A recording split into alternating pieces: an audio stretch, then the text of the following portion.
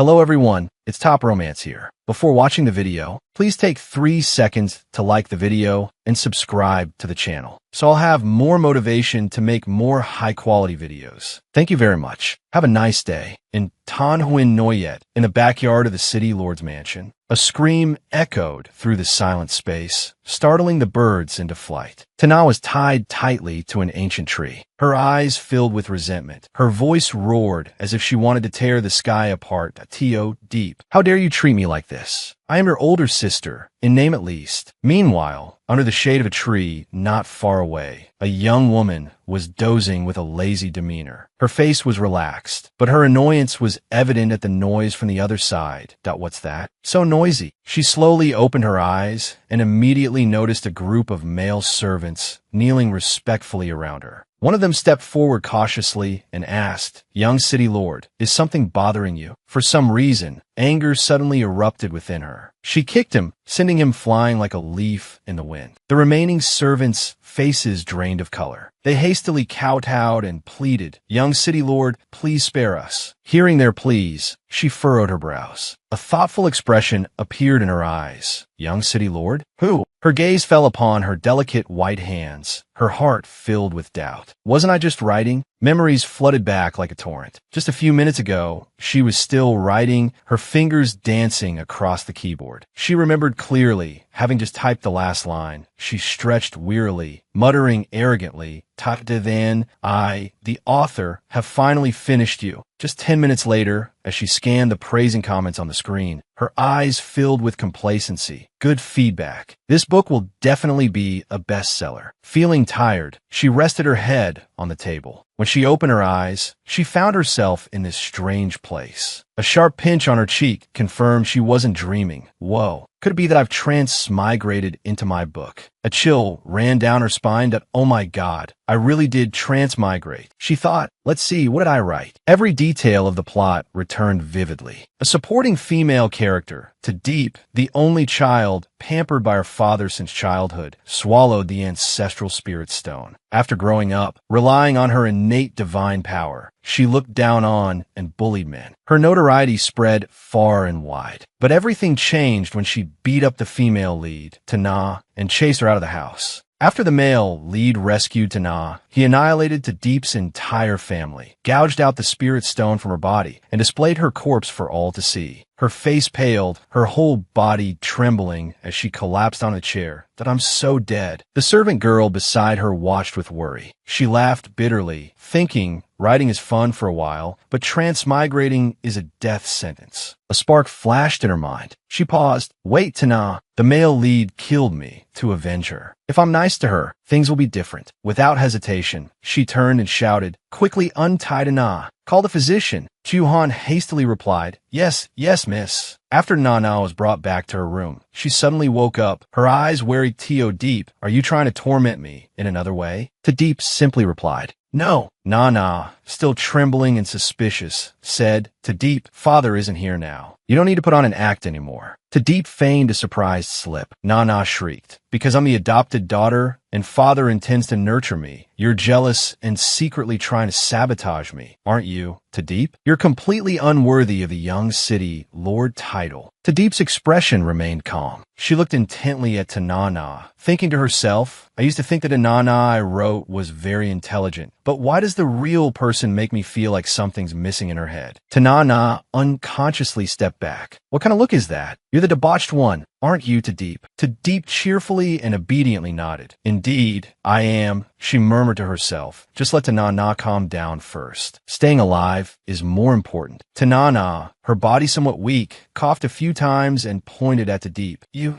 Deep, with an innocent expression, tilted her head. "Sister, is there anything else you wish to teach me? Please speak. I'm listening." Tanana was so shocked, she coughed up blood and fainted. Seeing this, Deep gasped, thinking to herself, "I didn't do anything." Who knew this child's temper was so fiery? Under the shade of the dense forest, sunlight dappled through the leaves. Deep walked leisurely amidst her entourage of maidservants and a few soldiers. The atmosphere was somewhat quiet, with only the soft sound of footsteps. Deep was still pondering the upcoming variables in the plot she herself had written, when Chuhan's bright voice suddenly rang out, interrupting her train of thought. "Miss Tu, are you bored? Why don't you go to Engin Swanveen and call for someone to not try and Thursday Fong?" The 4 words "not try and Thursday Fong" were like a sharp arrow piercing straight in her head, causing Deep to halt, her forehead twitching. Her face instantly darkened. She staggered like a drunkard, quickly bracing herself against the nearest tree trunk to regain her balance. But as luck would have it, even a light touch caused the tree to emit a dry cracking sound before it crashed majestically to the ground, startling the birds on the branches into flight. Chuhan and the soldiers jumped, their faces pale as ghosts. They all knelt down, not daring to raise their heads, stammering and trembling. This servant spoke words the miss didn't like to hear. This servant was wrong. "Please spare my life, miss. Spare my life." She raised a hand to her forehead, thinking to herself, "Oh my God, why did I have nothing better to do than write a novel, writing myself with innate divine power? The main thing I need to do right now is..." 3 months remained until the male lead's appearance. If he wanted revenge for Nana, then first, she had to treat to Nana well, give her good food and drink, keep her inside, and not give her the opportunity to go out and meet the male lead. The next thing to do was, she snapped out of her chaotic thoughts, turning around and shouting sternly with an authoritative voice, "Surround this mountain forest within 100 miles. Seal this place up tight, like an iron bucket. Not even a dog should be able to get in."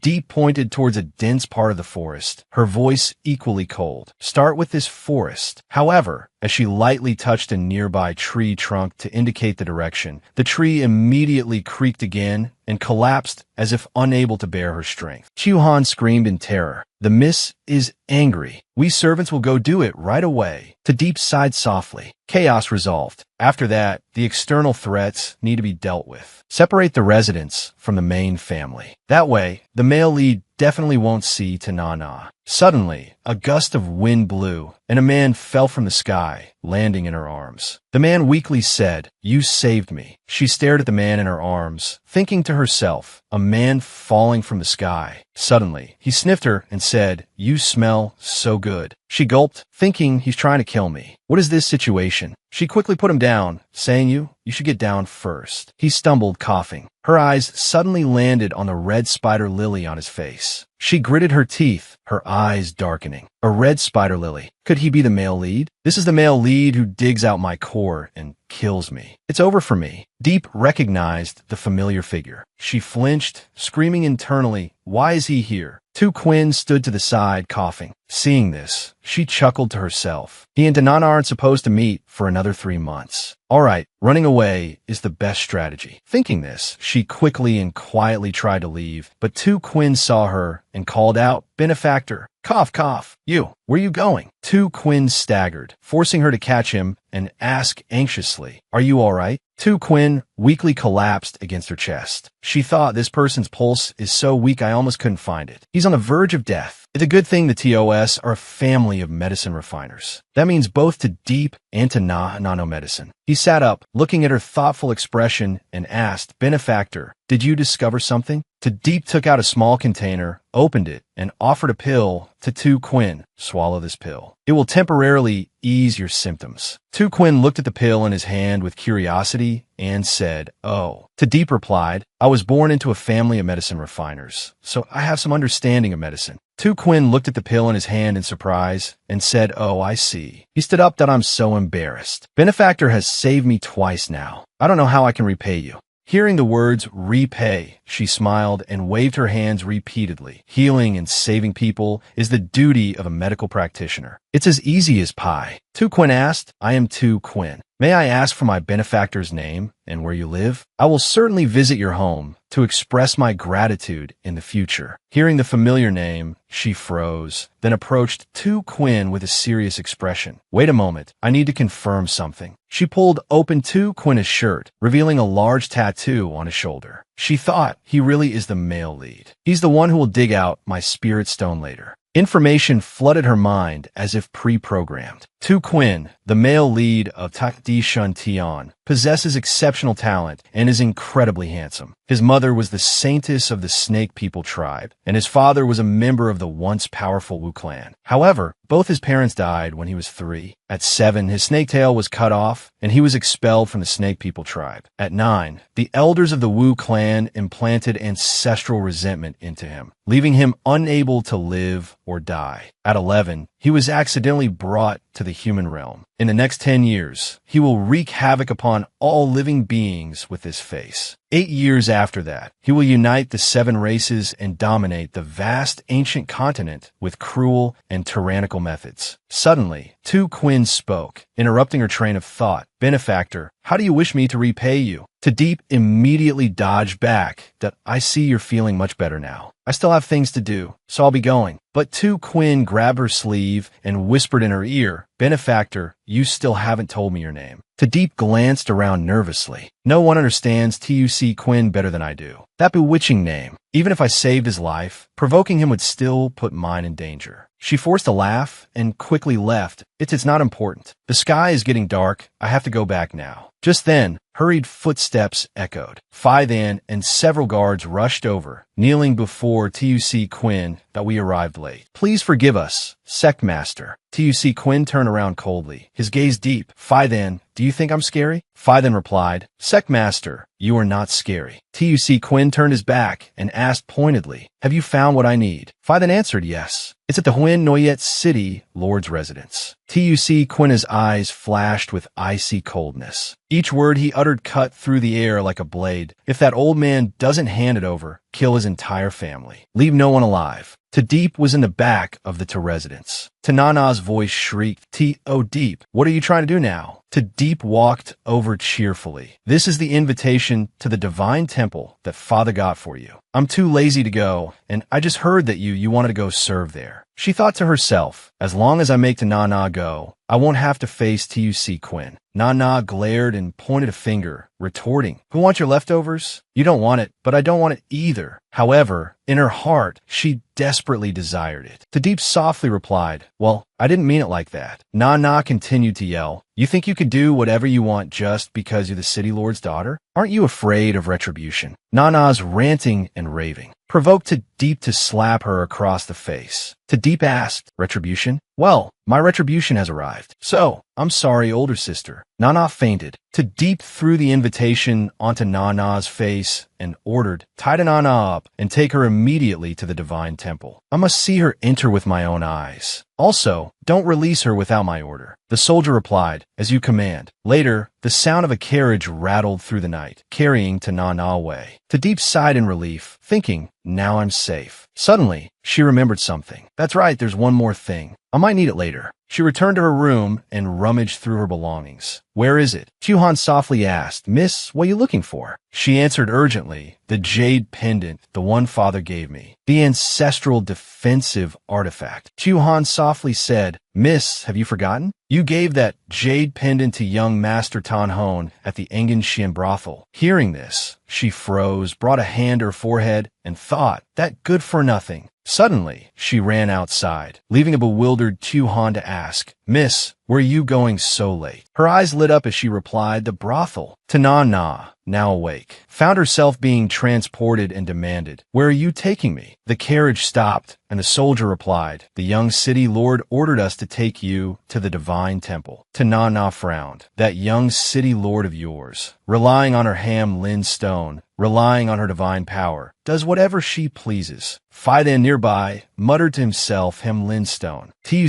Quinn, inside the carriage, slightly parted the curtain. Seeing this, Phi-Than bowed his head and said, Master. Tu Quinn ordered, go and inquire. Phi-Than quickly approached the soldier, transporting to Nana, and inquired, Brother, our master wishes to meet the Huan Noyet City Lord, but we've lost our way in the forest. Could you tell us which direction the City Lord's mansion is in? The soldier replied, the City Lord is not currently in the mansion. The young City Lord is managing all affairs. From inside, Tanana's furious voice erupted. Who cares? I'll go to the Spring Breeze Pavilion every day to enjoy myself. The frightened soldier quickly drove the carriage away.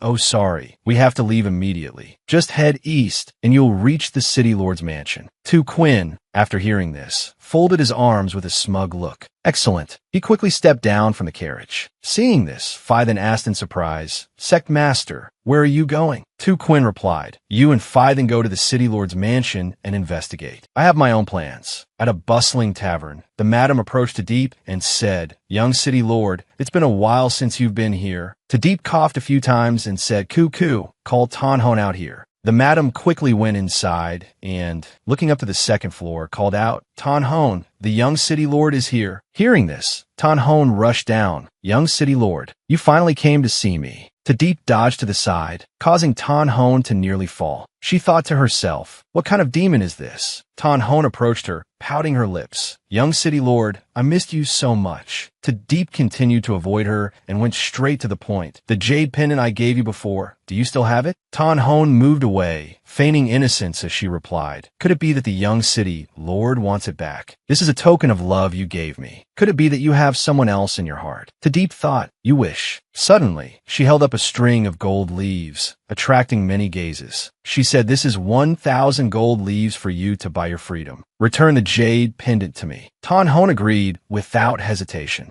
With the jade pendant in hand, Tadip immediately tucked it away. Just then, the madam from earlier approached and said, Today, we're having our quarterly auction. We have top-quality goods. Young city lord, you understand. Hearing this, Tadip thought, an auction? I don't remember writing this. Since I'm here, might as well take a look and broaden my horizons. Under the dim lights of a secret cellar, the madam led Tadip into the underground auction space. She whispered flatteringly as they walked, Young city lord, today's goods are guaranteed to satisfy you. Tadip glanced around cautiously and quickly instructed Suyu, Don't call me young city lord later. The scene inside was dazzling. Bright lights, laughter, and chatter filled the air, creating a buzzing atmosphere. Tadip frowned in surprise as she entered, her eyes sweeping over the scene before murmuring, I didn't expect the Spring Breeze Pavilion to have a place like this. On the stage, the auctioneers stepped out, their voice filled with excitement.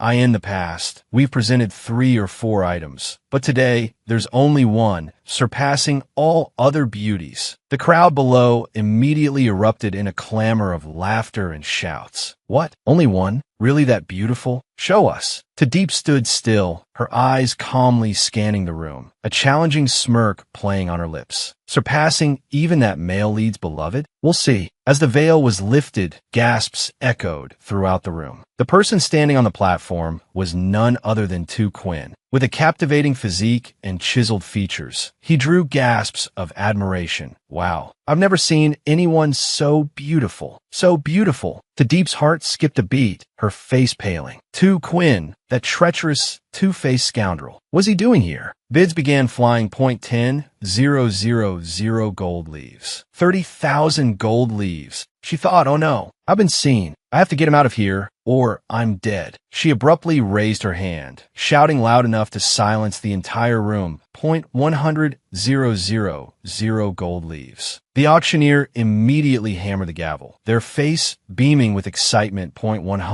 100,000 gold leaves. This beauty belongs to me. A lecherous man swaggered forward. His voice, slurred and suggestive, dripped with intent. Such a beauty. If she's not mine, at least let me touch her. A sharp crack echoed instantly. Tadip, her expression cold, seized his hand and twisted it back, her voice unwavering. Have you forgotten? I won this person in the auction. They're mine. He yelped, ouch. Let go. It hurts. With a single, effortless squeeze, she bent the iron bar he'd been holding as proof of his wealth. Facing Tu Quinn, her voice turned icy. Why are you here? Tu Quinn smiled faintly. On my way here, I felt dizzy. When I woke up, I was already here. Tadip stepped forward to support him, a flicker of worry in her eyes. It must be the heartbreak poison acting up again, causing him to lose consciousness. That's why he was brought here. Whispers, laced with mockery, rippled through the crowd. Look how eager she is. That beauty looks quite tasty. Tu Quinn trembled, coughing repeatedly. Tadip frowned, her voice hardening. The poison in your body is flaring up again. We can't delay. A sarcastic voice from behind jeered. What's the rush? There'd be other opportunities later. Deep glared, thinking such filth. She pulled the veil to cover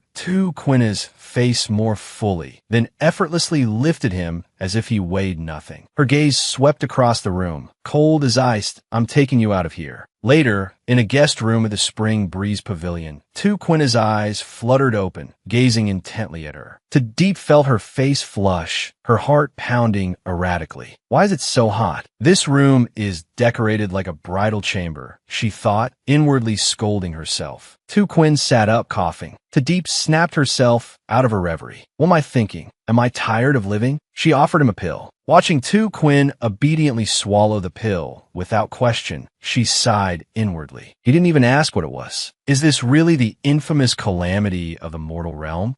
Quinn looked at her, curiosity in his eyes. Benefactor, you've saved me 3 times now, yet I still don't know your name.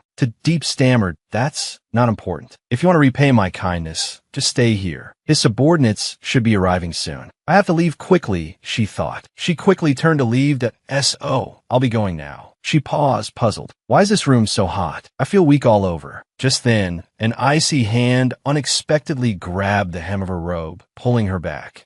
Quinn rose, his hoarse voice a ghostly whisper in her ear. Wait. He pulled her into an embrace, his voice low and suggestive. Where are you going, benefactor? Looking Quinn up and down, Deep couldn't help but think he's really handsome. Why do I suddenly want to kiss him? There's something wrong with the scent in this room. It's aphrodisiac incense. No, this isn't the time to think about this. Quinn gently touched her. Benefactor, where are you going? Flustered, she replied. If you want to repay my kindness, stay still and wait here. Quinn gazed at her with sparkling eyes. All right, I'll wait for you. Half an hour later, Phi Van and a group of soldiers arrived, kneeling before Quinn. Sect Master, they said in unison. Quinn asked, what have you learned? Phi then replied, I've inquired around. This young city lord has no cultivation, but possesses innate divine power. She relies on this to act tyrannically in Chien Noyet City. Quinna's eyes narrowed. Oh, the soul jade is on her. It seems this young city lord truly possesses a hidden treasure. Suddenly, a small piece of cloth fell from the sky, landing in Quinna's hand. He looked at it and said, this is hers. But Phi then didn't understand a thing, only wondering what was wrong with his sect master. He turned slightly, looking at Phi then, and ordered, go and find out who the owner of this handkerchief is. Phi then quickly replied, yes, sect master. Meanwhile, in the courtyard of the 2 residents, Deep stood tall and imposing. The soldiers below murmured, the young city lord has summoned us. What's she planning? What else? She's going to war, of course. She pointed downwards, her voice echoing. Now, all of you, carry everything of value in the residence out and sell it for silver. In 3 days, I want to see 100,000 gold leaves. The soldiers below paled at her words. 3 days, 100,000 gold leaves? Is she crazy? Even if we rob someone, we couldn't get that much gold in 3 days. Right. Deep shrugged, raising her voice. If you don't collect enough, I'll sell all of you. Terrified, they turned and scurried away, obeying her command. She sighed, recalling the conversation with the tavern owner. She had said, if you dare tell anyone in that room about my identity as young city lord, I'll make you disappear. The waitress had respectfully replied, I understand. Then, Deep closed her eyes, thinking, good thing I warned the tavern owner not to reveal my identity. Once I have 100,000 gold leaves, I'll ransom Quinn and hide him far away. Why am I even thinking about the man who's going to kill me? Suddenly, she spoke. Xiao Han, from now on, you must remind me not to be so obsessed with beauty, lest I lose both myself and my fortune. Xiao Han, standing behind her, seemed to not understand. Suddenly, a tree branch began to glow and grow rapidly, making her wonder, what is this? She gently reached out, and the branch curled around her hand, making her grit her teeth. She thought, this is a contract. After forming a contract with a human, this plant will fight alongside them. Maybe it can save my life someday. 2 days later, in the city lord's residence, gold leaves were piled high before Deep. She lay leisurely under a tree, fanning herself and asking, so, how much have we collected? Xiao Han calculated for a moment and said, Miss, the items here are worth about 70,000 gold leaves. Hearing this, Deep sat up and looked around, thinking we're still 30,000 gold leaves short. All the valuables are already here.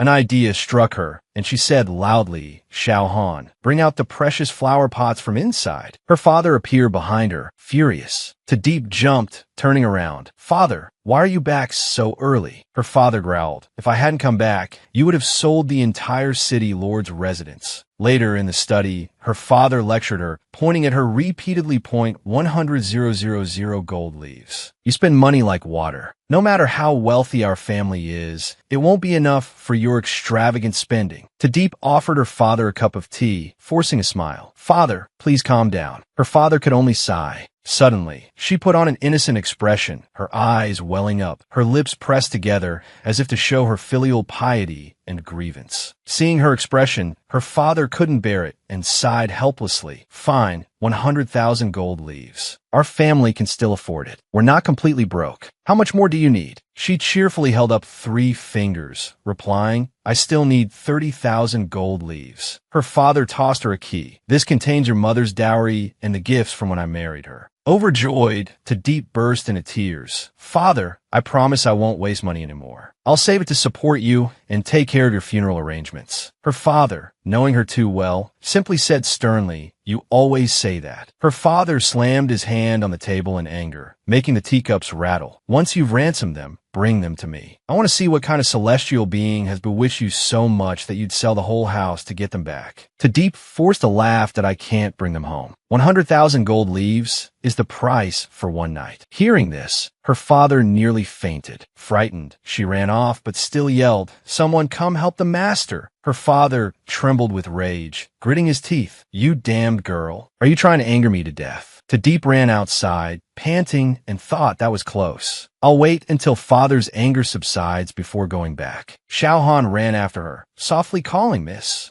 Deep suddenly remembered something and held up a key. "Look at me, I forgot to ask where the dowry is kept." She turned back and asked Xiao Han, "Which courtyard in the estate does this key unlock?" Xiao Han replied, "Miss, have you forgotten? Madam's dowry and betrothal gifts are all kept in the house in the imperial city. This key is for that house." The words hit Deep like a bolt of lightning. "It takes a month to travel to the imperial city by carriage. There's no way I can get the money by tomorrow." Suddenly, she looked toward the nearby room as if she had a plan. Muttering, "I've got it," she said, "Sell that set of 1,000-year-old Nanhai mahogany furniture for me. Find the cheapest set and sell it." Xiao Han helplessly replied, "Yes, Mississippi." At this time, by the riverbank, Deep strolled along, thinking to herself, "Now I've finally gathered 100,000 gold leaves." Suddenly, laughter from a nearby sightseeing boat caught her attention. A young woman with a yellow flower in her hair said, "Did you know, Shuelang? I heard the young city lord has gone bankrupt again." This time, she sold everything in her house. Shuelang coldly replied, "That spendthrift woman. Don't mention that to Deep and her countless male concubines in front of me. It's bad luck." Hearing this, Deep frowned, her eyes turning sharp. The other young man cheerfully said, "Oh, my memory. 2 days ago, Shuelang, you were almost dragged home by the young city lord." Shuelang's expression remained impassive. He scoffed, covered in rouge and powder like a demon, as if she's worthy. Hearing this, Deep thought back to her previous appearance. It seems I'd go a bit heavy on the makeup before. She looked towards the shimmering bridge in the distance, a brilliant idea forming in her mind. Golden threadgrass. This is a rare healing herb. I never thought I'd find it here. Her graceful movements caught Shuelang's eye. He thought, which family does this beautiful young lady belong to? The other young man quickly waved. "Young lady, why are you walking alone? Would you like to admire the lake view with us?" Without hesitation, Deep replied yes. She thought, "Perfect. I just need to sit on this boat and pick the herb as we drift along." She quickly boarded the boat. Shuelang poured her a cup of tea. The other young man said, "I am Yang Xian. May I ask for the young lady's name?" She took a sip of tea and replied to Deep. Hearing this familiar name, Shuelang and Yang Xian exchanged startled glances. Yang Xian asked, "Are you from out of town, miss?" "You probably don't know, but the young city lord of Xinyue City is also named Deep." He quickly covered his mouth with his fan and whispered, Deep loves to force men into relationships. She's also arrogant and domineering. None of us in Xinyue City dare to share her name." Hearing this, she just gave a wry smile, thinking to herself that bad news travels fast. The brother frowned and continued, 2 days ago, the Yuan Swan brothel in this area of ours was engulfed in a huge fire. burned to the ground. Everyone inside was burned to death. I heard it went up in flames as soon as the young city lord left. I'm thinking it must be her handiwork again. Hearing this, Tadeep couldn't help but feel uneasy, thinking to herself, the Engying Swan brothel burned down? I've been so busy collecting money these past 2 days that I haven't paid attention to anything outside. If Engying Swan brothel burned down, then I don't have to spend that 100,000 gold leaves after all. She felt a flicker of joy at not losing the 100,000 gold. Xuelang's brother looked at her and spoke with amusement. Young lady, you keep staring at my brother. Do you find him handsome? She chuckled softly and replied, he's all right. But in her heart, she thought differently, and no matter how handsome he is, he can't compare to TUC Quinn, who told him to be the male lead. The girl with the flower in her hair stood up and said, stop pretending to be so high and mighty. Tadeep, she smiled and replied, are you this angry because you have feelings for him? Her words made the younger girl angrily shout, what nonsense are you talking about? What are you scheming? How dare you try to drive a wedge between us? Tadeep stepped forward and pressed the girl against a pillar, causing her to exclaim,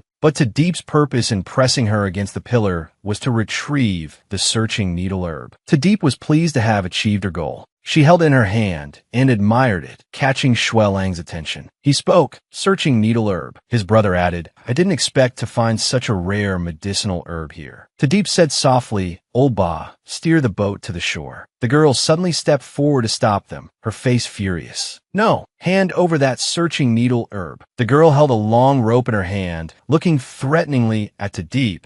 If you don't take our boat, you won't get the searching needle herb. Hand it over. Tadeep simply turned her head, her eyes sharp as she replied, I don't need your boat. This searching needle herb will still be mine. Then she quickly stepped ashore, leaving the sisters behind, fuming. The older sister, refusing to be outdone, swung the rope towards Tadeep and yelled, You're courting death, Tadeep. Tadeep's eyes darkened. She caught the rope and pulled it toward herself, dragging the girl along with it. The girl cried out, You. But with one swift move, Tadeep sent the girl tumbling into the river. Tadeep smirked at me. What did I do? The brother reached out and pulled the girl back onto the boat. She glared at Tadeep, furious. How dare you hit me? Tadeep calmly replied, You attacked me first. I was just defending myself. The brother looked at her and said, I didn't expect young lady to have such a fiery temper. Tadeep glanced at him. Is my temper hot? You know it well, don't you? Ha, Xuelang. He looked puzzled. What do you mean by that, young lady? She didn't answer, only saying Xuelang, a direct descendant of the Xue family, one of the 4 great families in the imperial city. I'll remember your face. Suddenly, Xiaohan rushed over, her voice urgent. Young city lord. Tadeep turned and looked at Xiaohan. All 3 people on the boat froze, saying in unison, Young city lord? Xiaohan whispered in her ear, Something's happened at home. You should go back and see. Tadeep spoke up and asked, Slow down, calm down. What happened at home? Xiaohan quickly replied, Someone came demanding the secret by law medicine, but the master refused. It seems they intend to steal it, Mississippi. She froze, her eyes darkening as she murmured to herself. Could the medicine be too Quinn? Her face serious. Tadeep hurried forward. Let me go check it out. Oh, right. Did you finish the task I gave you? Xiaohan replied, Miss, the 1,000-year-old Nanhai wood furniture set that sold for 60,000 gold leaves that year. I placed a nearly identical set in the main hall, as you instructed. Tadeep then ordered, Don't return to the residence yet. Find some people to redeem the pawned items. Hearing this, Xiaohan looked bewildered. Within the city lord's residence, Tadeep walked through the rustling trees. Looking up at the canopy, she frowned, thinking to herself, Why do I keep feeling like someone's there? Am I mistaken?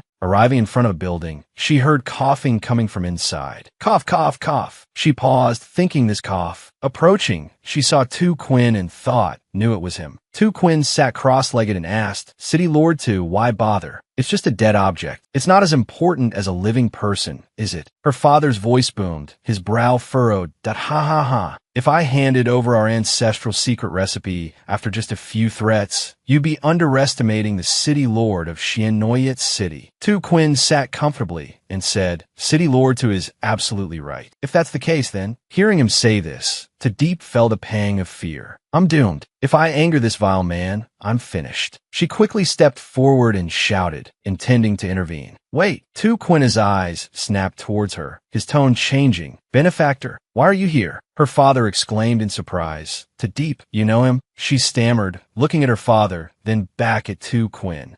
Tu Quinn continued to cough. She stepped forward, retrieved some medicine, and handed it to Tu Quinn with practiced ease. Drink some of this, she said solicitously. Are you feeling any better? Tu Quinn quickly replied, much better. Her father, witnessing this scene, became angry. He growled, is that a family's medicine worthless? Why are you giving it away like it's candy? Fei Shun, standing to the side, was sweating, thinking why did Master eat what she gave him without asking anything? And he even called her benefactor. Tu Quinn looked at her and said softly, why did you leave me alone in bed that day, benefactor? Where did you go? Hearing the slight reproach in his voice, she became flustered, but I didn't. I wasn't. She wondered, what is this vile man babbling about? Her father and Fei Shun stood frozen, witnessing the somewhat intimate scene between the two. To Deep turned, her eyes meeting her father's and Fei Shun's. Embarrassed, she answered Tu Quinn's question that I had something to attend to that day. Her answer shocked Fei Shun. She quickly stepped forward, shielding her father, and looked at Tu Quinn, asking, in an attempt to change the subject,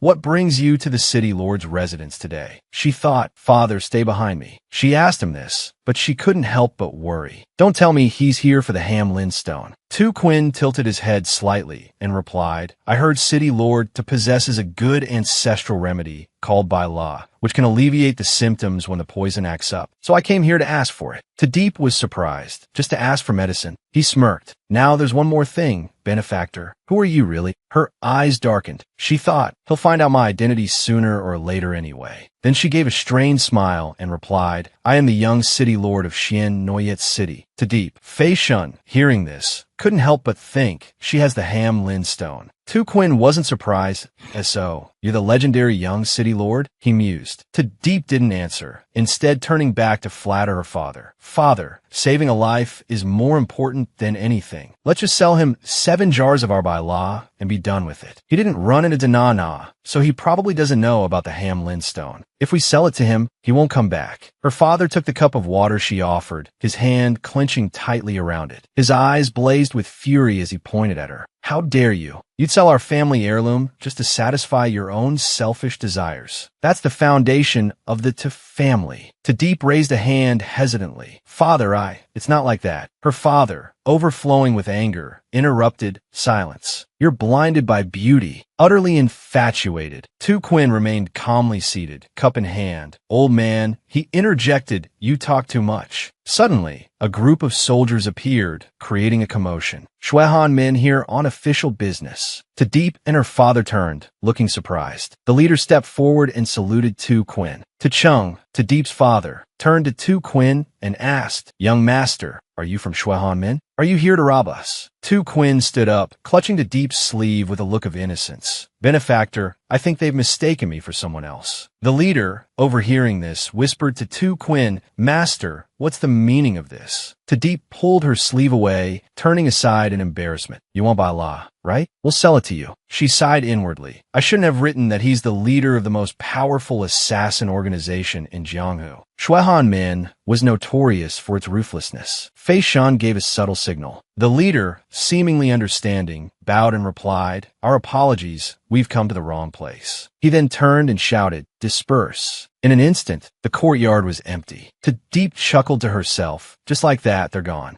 Unexpectedly, Tu Quinn stepped closer to her and asked, Do you believe me now, benefactor? Her father, To Chung, stepped between them, shouting, Whether you threaten or coax, I won't hand over the by law formula. Not unless I'm dead. Later, the two left the Kuai Shui Shiqing room. To Deep placed a jar in Tu Quinn's hand, whispering, This is by law. It should be enough for you for a while. If you run out, come find me again. Tu Quinn asked, Such a precious medicine. A Deep, are you sure you want to give this to me? To Deep thought to herself, why is he being so familiar? She leaned closer and whispered, By law is a secret to family recipe passed down through generations. It's also the foundation of the family's standing in the world of alchemy. So my father would never sell it. But After I inherit the position of family head, I'll sell it to you. Tu Quinn blushed. Why are you so good to me? Deep replied, well, it's because I've never met anyone as beautiful as you. Tu Quinn, emboldened, asked, you want to save me because I'm beautiful? Deep turned away, laughing awkwardly. People are always drawn to beauty, easily blinded by it. Suddenly, Xiao Han's voice echoed, Miss, the master is furious. He's calling for you in the back courtyard. Deep called out to Tu Quinn, I have something to attend to. I won't see you out. Tu Quinn watched her go, thinking to himself, what a strange woman. If she were afraid of me, she wouldn't have saved me repeatedly. But if she's truly captivated by beauty, she wouldn't have done nothing after saving me that day. Fei Shin stepped forward, interrupting his thoughts. Master, what about the Bai La and the Ham Lin stone? Shall we still take them? Tu Quinn looked at the medicine bottle in her hand and replied unhurriedly, there's still plenty of time. Meanwhile, Tachung was hanging upside down, entangled by Jin Wu. He yelled, what kind of demonic thing have you brought back? Deep hurriedly addressed Jin Wu. That's my father. Quickly let him down. After Tachung landed, he staggered dizzily. You mischievous girl, are you trying to find ways to kill your father every day? Deep put on an innocent voice. Father, how could you think I would dare to cause such trouble? He clenched his fists, glared at her angrily, and said, I think you're quite daring. Come to my study with me. In the study, Tachung sat down sternly. With a serious expression, he asked, you've met that person before, haven't you? Deep stammered, only twice, father. Tachung immediately scolded her angrily. Twice? I heard everything he said just now. So you sold off everything in the city lord's mansion for him. And on top of that, you want to hand over our family's ancestral medicine formula to him too. Deep hesitantly said, Father, I was only thinking of our family. He asked blankly, what did you say? Deep continued, Father, do you really think he has nothing to do with those people claiming to be from Shui Han men? Hearing this, he was surprised. She continued, I suggested selling the Bai La formula also to protect our family. Tachung immediately burst out laughing.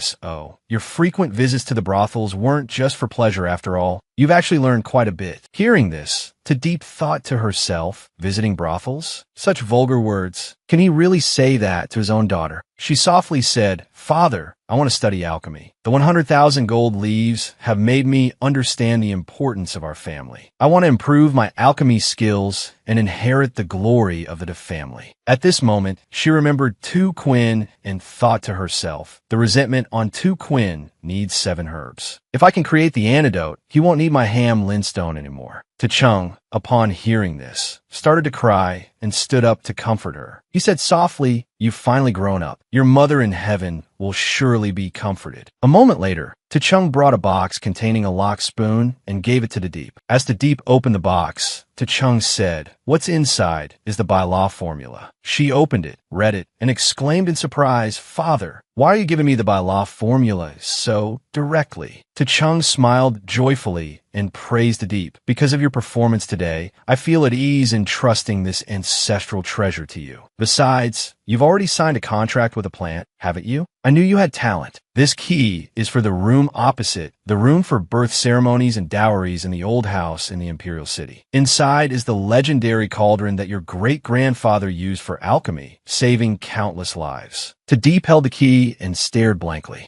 Tachung continued, but this cauldron has a spirit of its own. It chooses its owner. Whether it accepts you or not depends on you. Deep replied, I understand, Father. She turned to leave. Father, I'll go now. Suddenly, Tachung said, wait a moment. He sternly warned, and also, you can find anyone you want in brothels or taverns, but not that person from earlier. I don't have any other requirements for you, but I can't let the family's legacy be tricked away by an outsider. Hearing this, she trembled with fear that a family's legacy. Immediately, she spoke confidently, don't worry, Father. I know my limits. To herself, she whispered, I also want to stay away from him. Deep left, key in hand, lost in thought. Now, she had the cauldron and the prescription. The medicinal ingredients could be bought with her mother's dowry. It seemed she would have to go to the Imperial City. Just then, Tu Han brought up some fruit. Immediately, Deep gave her orders. Tu Han, pack some things. Tomorrow, we're going to the Imperial City. Tu Han entered, setting down the plate of fruit. With a worried expression, she reminded Deep, yes, miss, but tomorrow is the Qixi festival. Why don't we wait until after the Qixi festival to go? Hearing this, Deep suddenly realized the significance of the Qixi festival. Thinking of the bustling crowds, she became excited. Let's stay and see what the Qixi festival looks like in ancient times. She then said softly, "All right, we'll wait until after tomorrow to go to the imperial city." Chuhan happily replied, "Yes, Mississippi." At the Xinu festival that day, the scene was bustling. In front of the Deep was a basin of water. She took a needle and carefully placed it on the surface of the water. The needle floated. Everyone was surprised. Chuhan asked excitedly, "Miss, is this needle the kind specifically used for acupuncture? As thin as ox hair, always successful?" Hearing this, Deep was surprised. "Why didn't I think of that?" She walked to the back, lost in thought. If 2 quintas medicine runs out, and I haven't refined the new medicine yet, I can use smoke needle probing with acupuncture to alleviate his condition. Ordinary silver needles definitely won't do. What material would be suitable? After a while of thinking, she suddenly thought, that black-hearted man is gone, but why am I constantly thinking about him? No, I have to go for a walk and change my mood. A moment later, Tuhan followed behind, carrying a very heavy bag. Deep turned and called out, "Tuhan, remember to bring a full purse." She was walking when she bumped into Tu Quinn. She looked up at him in a daze. Tu Quinn said gently, "Deep, be careful." Deep was stunned, stammering, Why are you here?" Tu Quinn smiled softly. "I just happened to be passing by." "Deep, where are you going?"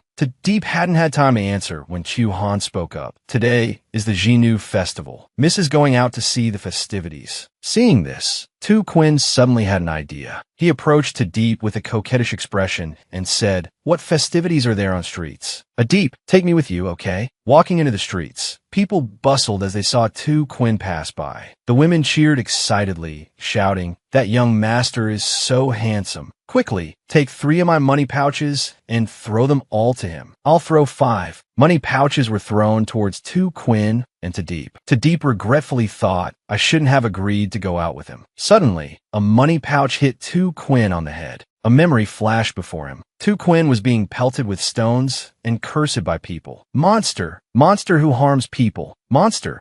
Deep saw his expression darken, and she thought fearfully, a money pouch like this will probably trigger his unpleasant memories. Before disaster strikes, I must stop it. Immediately, she shielded Tu Quinn and called out loudly, Hey, stop throwing. See clearly. This is my person." A young master standing far away was throwing money pouches towards Tu Quinn. He shouted, "What do you mean?" "In Xianyuanjun. We must follow the rules of Xianyuanjun." Hearing this, a woman shouted, "That's right." Deep caught a money pouch and said angrily, "But he's my person. I can't believe I've encountered someone who dares to compete with me, the young city lord, for a person." Seeing this, everyone was stunned and frightened. It was Deep, the one who dressed up every day to steal men's hearts. She was Deep. Deep continued, "Who dares throw money pouches at him again? Be careful with your hands." She took Tu Quinn's hand and left. A moment later, the two arrived at a deserted place. Tu Quinn spoke, "Deep, just now you said I was yours." Immediately, Deep turned around and denied it. "Don't think too much. I just helped you." Suddenly, an assassin rushed forward, shouting, "Your life is mine." Deep turned, stunned and frozen. The assassin charged towards Tu Quinn, his blade flashing a cold, dazzling light. Tu Quinn suddenly realized, and in that instant, Deep rushed forward, kicking the assassin's hand. He stumbled and dropped his blade. She quickly grabbed Tu Quinn's hand and pulled him away. Her voice panicked. "Run! This way!" The assassin rubbed his injured hand, thinking, how can a woman have such strength? As he finished the thought, he was suddenly struck down from behind, collapsing into a large pool of blood. At the same time, on a rooftop, 2 of Tu Quinn's attendants were talking. Fei Xin asked, "Is it taken care of?" Beside him, the other attendant replied, "Yes, it's the group from the Imperial City. They've found the master's whereabouts." Hearing this, Fei Xin sighed, his face weary. "We have to return. Return to some peace." The attendant stood on the roof, looking down at the bustling scene below. He softly said, 5 days ago was when we should have returned. But Master doesn't seem to want to leave. Deep was still pulling Tu Quinn through the crowd. Hearing this, Fei Shun turned, his eyes fierce and wide. "Careful what you say. Master has his own reasons." After running for a while, the two reached an alley and stopped. Tu Quinn coughed. Deep rushed to his side, her face worried. "Oh dear. No more running. No more running." She gently took Tu Quin's hand and rotated it in her palm. She softly said, I don't have any medicine with me. For now, let me help stabilize your pressure points. Tu Quin, dreamy-eyed and pleased, called out, Benefactor, is this also a secret family technique? She seemed to hesitate. This. Suddenly, the assassin unexpectedly charged again. He swung his arm, throwing a knife straight at Tu Quin. Before Tu Quin could speak, the assassin's voice rang out. So you were hiding here. Before he could finish his sentence, danger was upon them. Just then, Deep sensed the danger. Her eyes flashed, and without hesitation, she threw herself in front of Tu Quin, shouting, Look out! Deep stood resolutely before Tu Quin, her gaze sharp and unwavering. Tu Quin looked at her, his eyes filled with fear and anxiety. His voice trembled slightly. Benefactor, he's here to take my life. Deep didn't look back. Her lips curved into a cold smile as she replied, Yes. Tu Quin paused, then continued worriedly. If he dies today, countless others will come to kill me tomorrow.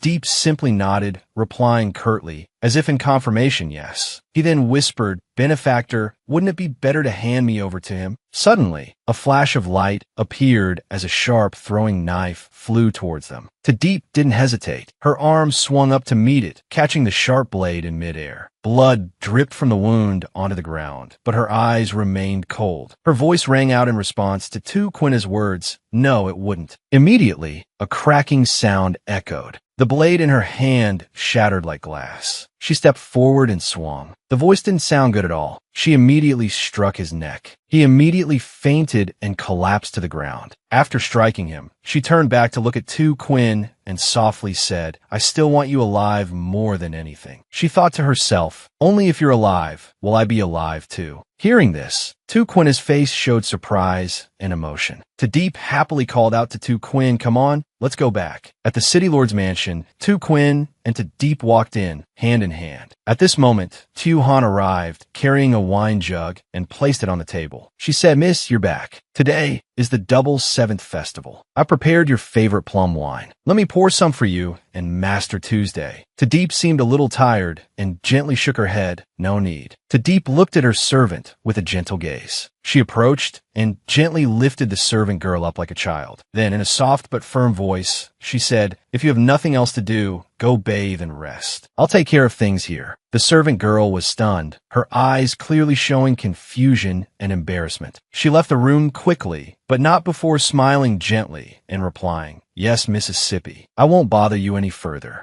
As the servant girl retreated, Deep slowly turned around. Her eyes briefly rested on the wound on her arm, which had been bandaged by Tu Quin's clothing. Her voice, light as a whisper, escaped her lips. Don't misunderstand. I just didn't want her to see the wound on my arm. If my father finds out, I'll have to listen to another lecture. Hearing this, Tu Quin didn't say anything. He silently picked up the wine jug beside him and poured wine into the cups. His voice, calm and steady, rang out, Then allow me to pour you wine tonight, benefactor. Seeing this, Deep chuckled softly. So, how's your tolerance for alcohol? Tu Quin glanced at her, the corner of his lips curving slightly as he said, I don't usually drink. Seeing this, Deep was taken aback. You don't drink? Doesn't that mean his alcohol tolerance isn't good? That Deep in the book could drink 1,000 cups without getting drunk. This match is definitely in the bag. Deep smiled triumphantly and softly said, Is that so? Then this is a rare opportunity. You should drink a bit more. The two of them picked up their wine cups and drank together. Late at night, Deep seemed quite drunk, humming a song. At this time, Tu Quin worriedly asked, Benefactor, are you all right? Suddenly, Deep turned to look at Tu Quin and said, You're so beautiful. She moved closer and asked, Who are you? Tu Quin's expression was flustered.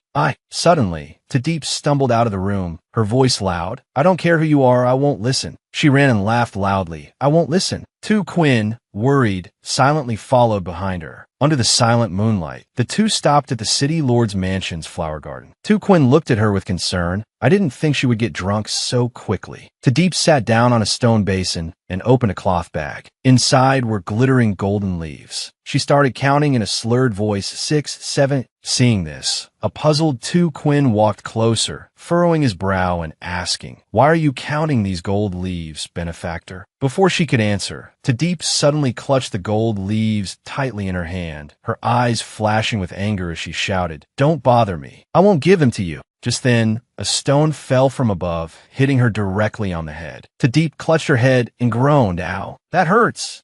Quinn quickly bent down and gently placed his hand on her head, softly saying, "Benefactor, you always go out of your way to be kind to me. Why do you turn against me when you're drunk?" Deep opened her eyes wide, looking wronged, and replied, "Nonsense. I'm only good to Quinn. These gold leaves are for him to buy his freedom." As soon as she finished speaking, Quinn stared at her, stunned, not blinking. What? Deep looked down at the golden leaves in her hand and spoke softly, "He treasures me so much. He sold all the valuables in the house just to gather enough money." Quinn, overcome with emotion, stepped closer and gently embraced her. "Benefactor, you've done so much for me. I should repay your kindness." His breath warmed her ear as he spoke in a tender voice. "Benefactor, what do you desire?"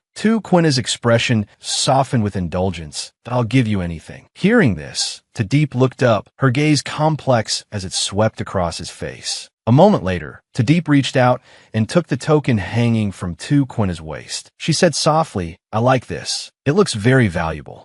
Quinn chuckled and replied without hesitation, "If Benefactor lets me take a bite, I'll give it to you." Deep was taken aback, furrowing her brows in thought. "Take a bite." Before she could fully understand, she suddenly gasped, "You." Quinn reached out, pulling her into his arms, and gently bit her shoulder, causing a sharp pain. Deep struggled, her cheeks flushed. "That hurt. Get off." Quinn released her, a mischievous curve playing on his lips. "Benefactor, you smell so sweet." Then, in a softer tone, he continued, "But today is the double seventh festival. I've given Benefactor my token. I wonder if Benefactor has anything to give me." Deep covered the still red bite mark, a flustered expression on her face. I haven't prepared anything." Quinn's gaze immediately fell upon the jade pendant hanging at her waist. He chuckled softly. Then, "Could Benefactor give me this?" Startled, she clutched the jade pendant, pulling it back. "This is a family heirloom. It's very important." He lowered his head, his voice deepening to, "S.O. Benefactor, which do you consider more important? The jade pendant or Quinn?" Deep paused, then suddenly laughed, answering without hesitation, Quinn is a little more important." Quinn reached out and took the jade pendant, his eyes lighting up as if he had been given a priceless treasure dome. "So, you're willing to trade the less important jade pendant for the more important Quinn, Benefactor?" Deep threw herself into his arms, easily swayed. "I'm willing." Hearing this, the corners of Quinn's mouth curled upwards, then, "Thank you, Benefactor." Meanwhile, Feishan leaned against the door, sighing deeply as he waited. He thought to himself, why haven't Master and young Master returned yet? Just as he finished the thought, he saw Quinn carrying Deep back, his expression unusually gentle. "Master." Feishan's eyes widened in shock as he saw the token in Deep's hand. "Wait a minute, that's the blood command. The sect Master's token, forged with Master Quinn's cultivation. The Bloodhound sect Master condensed it into being. To see the blood command is to see the sect Master." Quinn carried the sleeping Deep into the room. Feishan looked worried. How did the blood command end up in her hands? Deep, sound asleep in his arms, was gently placed on the bed. She frowned in her sleep, murmuring, "Move over a little. You're lying on my hair."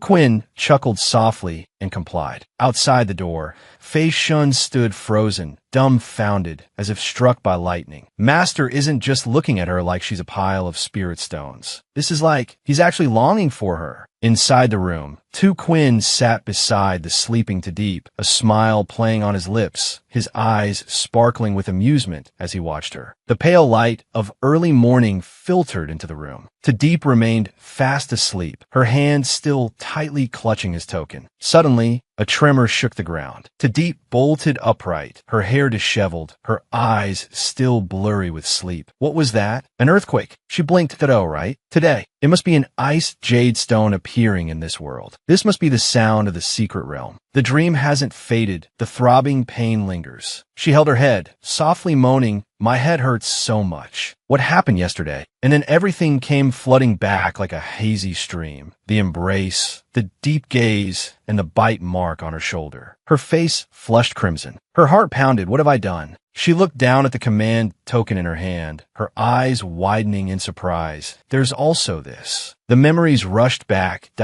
Quinn's curse will act up periodically. The higher his cultivation level, the greater the pain he endures when it flares up. It can even cloud his mind, causing him to kill kill indiscriminately. He sealed 90% of his power within this blood command token. This is Quinna's treasure. I remember in the story, he never let anyone touch this. Deep sighed, thinking, so why would he use this token to exchange for my jade pendant? She stared blankly, then shook her head. Could he be using this as an excuse to harm me? To easily steal my core? Deep's gaze hardened, and oh no. While the ice jade stone has appeared, I must quickly refine 2 deputy needles to suppress his curse and protect my core. Without hesitation, she jumped up and shouted, Xiao Han, prepare the carriages. I need to see what that commotion was just now. What exactly happened? A few moments later, the carriages departed the young city lord's mansion, heading towards the deep forest. Deep stretched, a smirk playing on her lips. Being the young city lord has its perks. At least traveling with an entourage is impressive. But then a voice rang out, halt. Another voice shouted from the edge of the forest. The crack of a whip split the air, lashing the ground and sending dust flying. The Phoenix family's young miss spoke to Deep. What a small world. Today you will pay.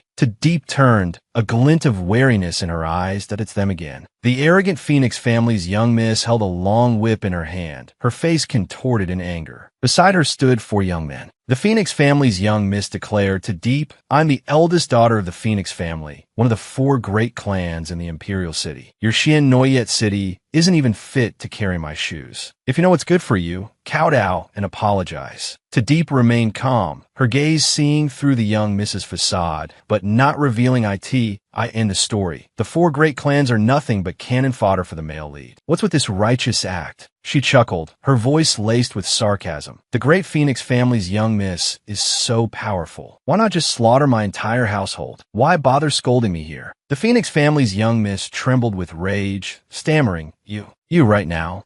Deep gestured with her hand. You there. The soldiers bowed their heads. Yes, young city lord. She pointed. Spar with this young miss and her companions. Don't let them bother me. Deep coldly turned and walked away, the soldiers quickly advancing. She continued on her way, muttering, so troublesome. I need to find the ice jade stone quickly and leave this place. She walked along the forest path, her eyes scanning every tree. The memories from the story remained vivid. She murmured, I remember clearly. Just then, a voice called out from behind her, Sister, what are you looking for? Xuanyi sat down by a tree and said, I can help you look. Xuanyi's gentle voice called out, Sister, are you looking for medicinal herbs? Let me come with you. I can help you search. Deep turned, surprised and delighted. She thought to herself, what a beautiful young lady. Is there really such a beauty in this story? But then a flicker of doubt flashed through her mind. Wait, calm down a bit. She might be one of them, with that group from earlier. Immediately, Deep softly thanked her, I'll find them myself. Xuanyi, congratulations on your upcoming wedding. Perhaps Xuanyi can help that older sister. Deep stared blankly at her as Xuanyi approached, holding a handful of ripe fruits. Older sister, eat some fruit I just picked. Deep accepted the fruit, picking one up, suspicion creeping into her heart. A small place like this, damp and rainy, with Gwyn Thuong flowers growing, and now her. A strange premonition flashed through her. Not good, she muttered. Hastily returning the fruit to Xuanyi, she spoke urgently. It's very dangerous here. Young lady, take these and leave quickly. Xuanyi stood up abruptly, her voice a mix of petulance and reproach. Older sister, take Xuanyi with you. You took my fruit. Are you going to abandon me now? Don't you care? Deep's eyes widened in horror. How did she get so tall standing up? And wait, her posture seems a bit strange. Seeing this, Xuanyi said, Older sister, what are you looking at? Deep, looking closely, spoke softly, No offense, I just want to see your legs. Deep gently lifted the hem of Xuanyi's skirt. Sure enough, wasn't that she didn't want to leave, but the poison had progressed to the point she couldn't walk. She seriously asked, Young lady, how long have you been poisoned? Xuanyi tilted her head, suspicion in her eyes. Could it be that older sister is saying you can cure the poison? Even the Grandmaster couldn't do anything for me. Deep sighed unhappily that I asked how long it's been. Xuanyi hesitated, then slowly replied, 15, I think. I don't remember clearly anymore. Deep shook her head slightly and sighed, fine. Who told me to take your fruit? She took a small medicine bottle from her pouch and handed it to Xuanyi, softly saying, the medicine is in here. Take it 3 times a day. Your legs won't hurt anymore, but it will only last for a month. Shweni clutched the medicine bottle anxiously. You better not be lying to me, or else. Tadeep rolled her eyes. Why are the people she saves always like this? Suddenly, a voice rang out. To Deep, what did you give this young lady? Are you trying to harm her? Tadeep gritted her teeth and hissed, shut up. If you don't want to die here, be quiet. She thought to herself, they caught up this quickly? This is going to be difficult. The Phoenix family's young miss raised an eyebrow, her voice haughty. You think I'm afraid of you?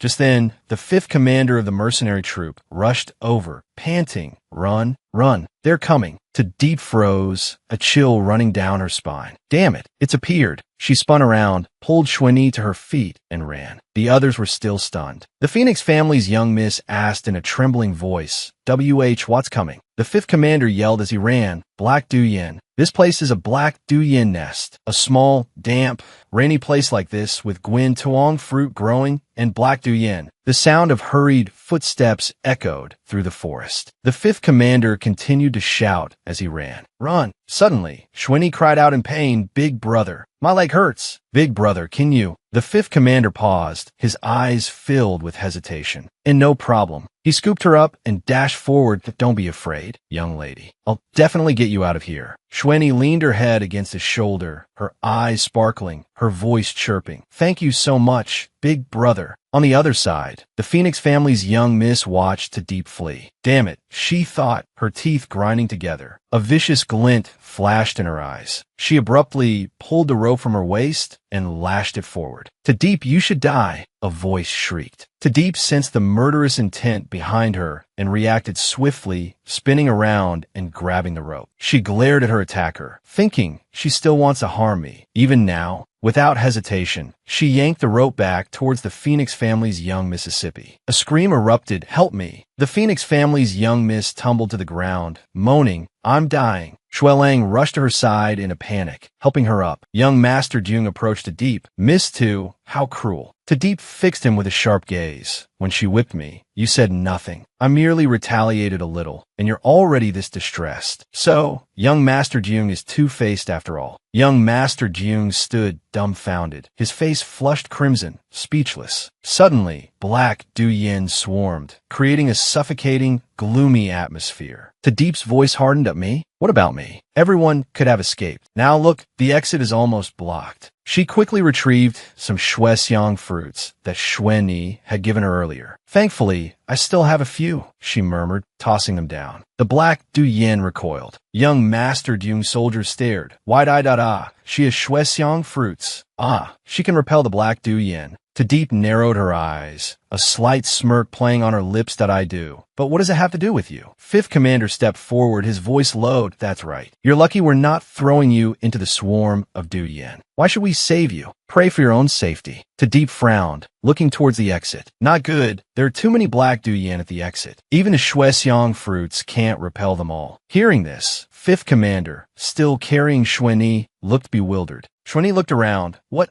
should we do? Tadeep glanced at them, a thought flashing through her mind. Strange, why is the area around him so clear? It's like the Duyin are afraid of him. No, unless the person the Duyin fear is. Just then, Shweni lowered her voice. Older sister's medicine is really effective. After taking one pill, my leg doesn't hurt anymore. Tadeep spoke. Miss Shweni, would you like your leg completely healed? Shweni stroked her hair, her eyes scrutinizing. Older sister, can you really cure it? Don't just say anything without thinking, just to survive. Tadeep pulled out a medicine bottle and said softly, I am Tadeep, young city lord of Huin Noyet City. My family has been apothecaries for generations. I may be the only one in the world who can cure you. Shweni chuckled, a mischievous glint in her eyes. Older sister, really? Why didn't you say so sooner? Shweni will help older sister escape. You must cure me. Don't go back on your word. Finishing her sentence, she retrieved a small cloth pouch from inside her robe. She opened it and tossed small black snakes onto the ground. The Black Duyin recoiled in fear. Shweni said, otherwise, my little treasures will give older sister a headache. The Black Duyin frantically scattered and fled. Tadeep watched them disappear. Then, she breathed a sigh of relief, murmuring, finally, they're gone. She glanced at Shweni standing beside her, thinking, who is she, really? Since when did my story have such a prominent supporting character? At that moment, Shweni tilted her head slightly and smiled. All right, older sister, let's go. She turned to leave, but before she could disappear from sight, a male voice suddenly called out from behind, "Miss Xuanyi, please, Miss Xuanyi, save us. Junghuan will repay you doubly." Xuanyi turned her head, looking at Deep expectantly, and softly said, "Listen to your older sister." "So, older sister, do you want to save them or not?" Deep sighed, "Save them. After all, it's a few lives." As soon as she finished speaking, the group of young masters behind her bowed their heads in gratitude. "Thank you so much, young city lord." However, the young miss from the Phoenix family turned her face away, her eyes showing clear contempt, and muttered, "Smug little wretch." Deep smirked, a cold glint flashing in her eyes. "But I have a condition." She slowly turned back, her tone unhurried. "Feng Qian kneeled down and kowtowed to me, and that's it." Feng Qian looked as if she couldn't believe her ears, her eyes widening. "What did you say? A lowly person like you dares to." Deep remained calm. "What is there that I wouldn't dare? I put up with you for a long time." Feng Qian's face flushed with anger. She pulled out the silk ribbon from her waist and lunged forward. But immediately, a deep, authoritative voice rang out. "Feng Qian, kneel down." Feng Qian turned around, angrily rebuking, "Cousin, how can I kneel before that lowly wretch?" Shuelang gripped her hand tightly and said, "This whole situation is your fault. Do you really want everyone to die because of you? You were the one provoking her before, weren't you? I'll apologize to the young city lord on your behalf. I beg you, young city lord, to be magnanimous and not hold it against her." He resolutely forced her to kneel. Feng Qian struggled and screamed, "Let go! Let me go!" Deep shook her head wearily. All right, let go." Feng Qian clenched her fists tightly around her clothes, fuming inwardly. Deep, "I will make you pay 100-fold for the humiliation I suffered today." A while later, after leaving that place, Deep sighed, finally got out of that. Xuanyi, beside her, said brightly, "I kept my promise and saved you, older sister. Now that we're out, you said you could cure me. How will you do it?" Deep nodded and took her wrist, feeling her pulse. "Let me diagnose you." Physicians of the ancient continent used spiritual power to diagnose illnesses, but her current body had no spiritual power at all. It seemed she'd have to revert to the diagnostic methods of ancient medicine. The moment her finger touched Xuanyi's pulse, her eyes suddenly darkened. Deep froze. "Let me feel that again." Immediately, Xuanyi sat up, a startled look on her face. Then, she smiled mysteriously, leaning closer and whispering into Deep's ear, "Interesting. I've been disguised for so many years, and this is the first time someone has seen through me. Well then, allow me to reintroduce myself. Older sister, don't go spreading this around, okay? I am Song Jiak." The name echoed into Deep's mind. Song Jiak, the biggest information broker in the Jianghu, the young master of the Thin Fong Kak, a brilliant young man skilled in poisons. And he dared to disguise himself. The author actually disguised the boss as a young lady in the story. The group bowed their heads, their voices ringing out in unison, "Mountains and rivers may reunite us. We bid you farewell here." As their footsteps faded away, the space became strangely quiet. Deep glanced over. Only she and Song Jiak remained. She thought to herself, "They've bid farewell, and now I'm left here with this ancient king. Literally, I think my days are numbered." Deep feigned nonchalance. "Why don't you go ahead too?" Song Jiak immediately turned to her, his face beaming. "You want to send me away before you've even finished examining me?" She patted his shoulder lightly, her voice softening. "That I have to go find a piece of ice jade to make a replacement hairpin, so I can fix this one. I have to go to the Imperial City to find someone to craft it. Why don't you go home and rest? I'll look for you once I've made arrangements." She blinked innocently and continued, "Anyway, you already know my identity. It's unavoidable to get some sun while playing around, right?" Song Jiak sighed. "All right, I'll wait for you in the Imperial City." He then turned and left.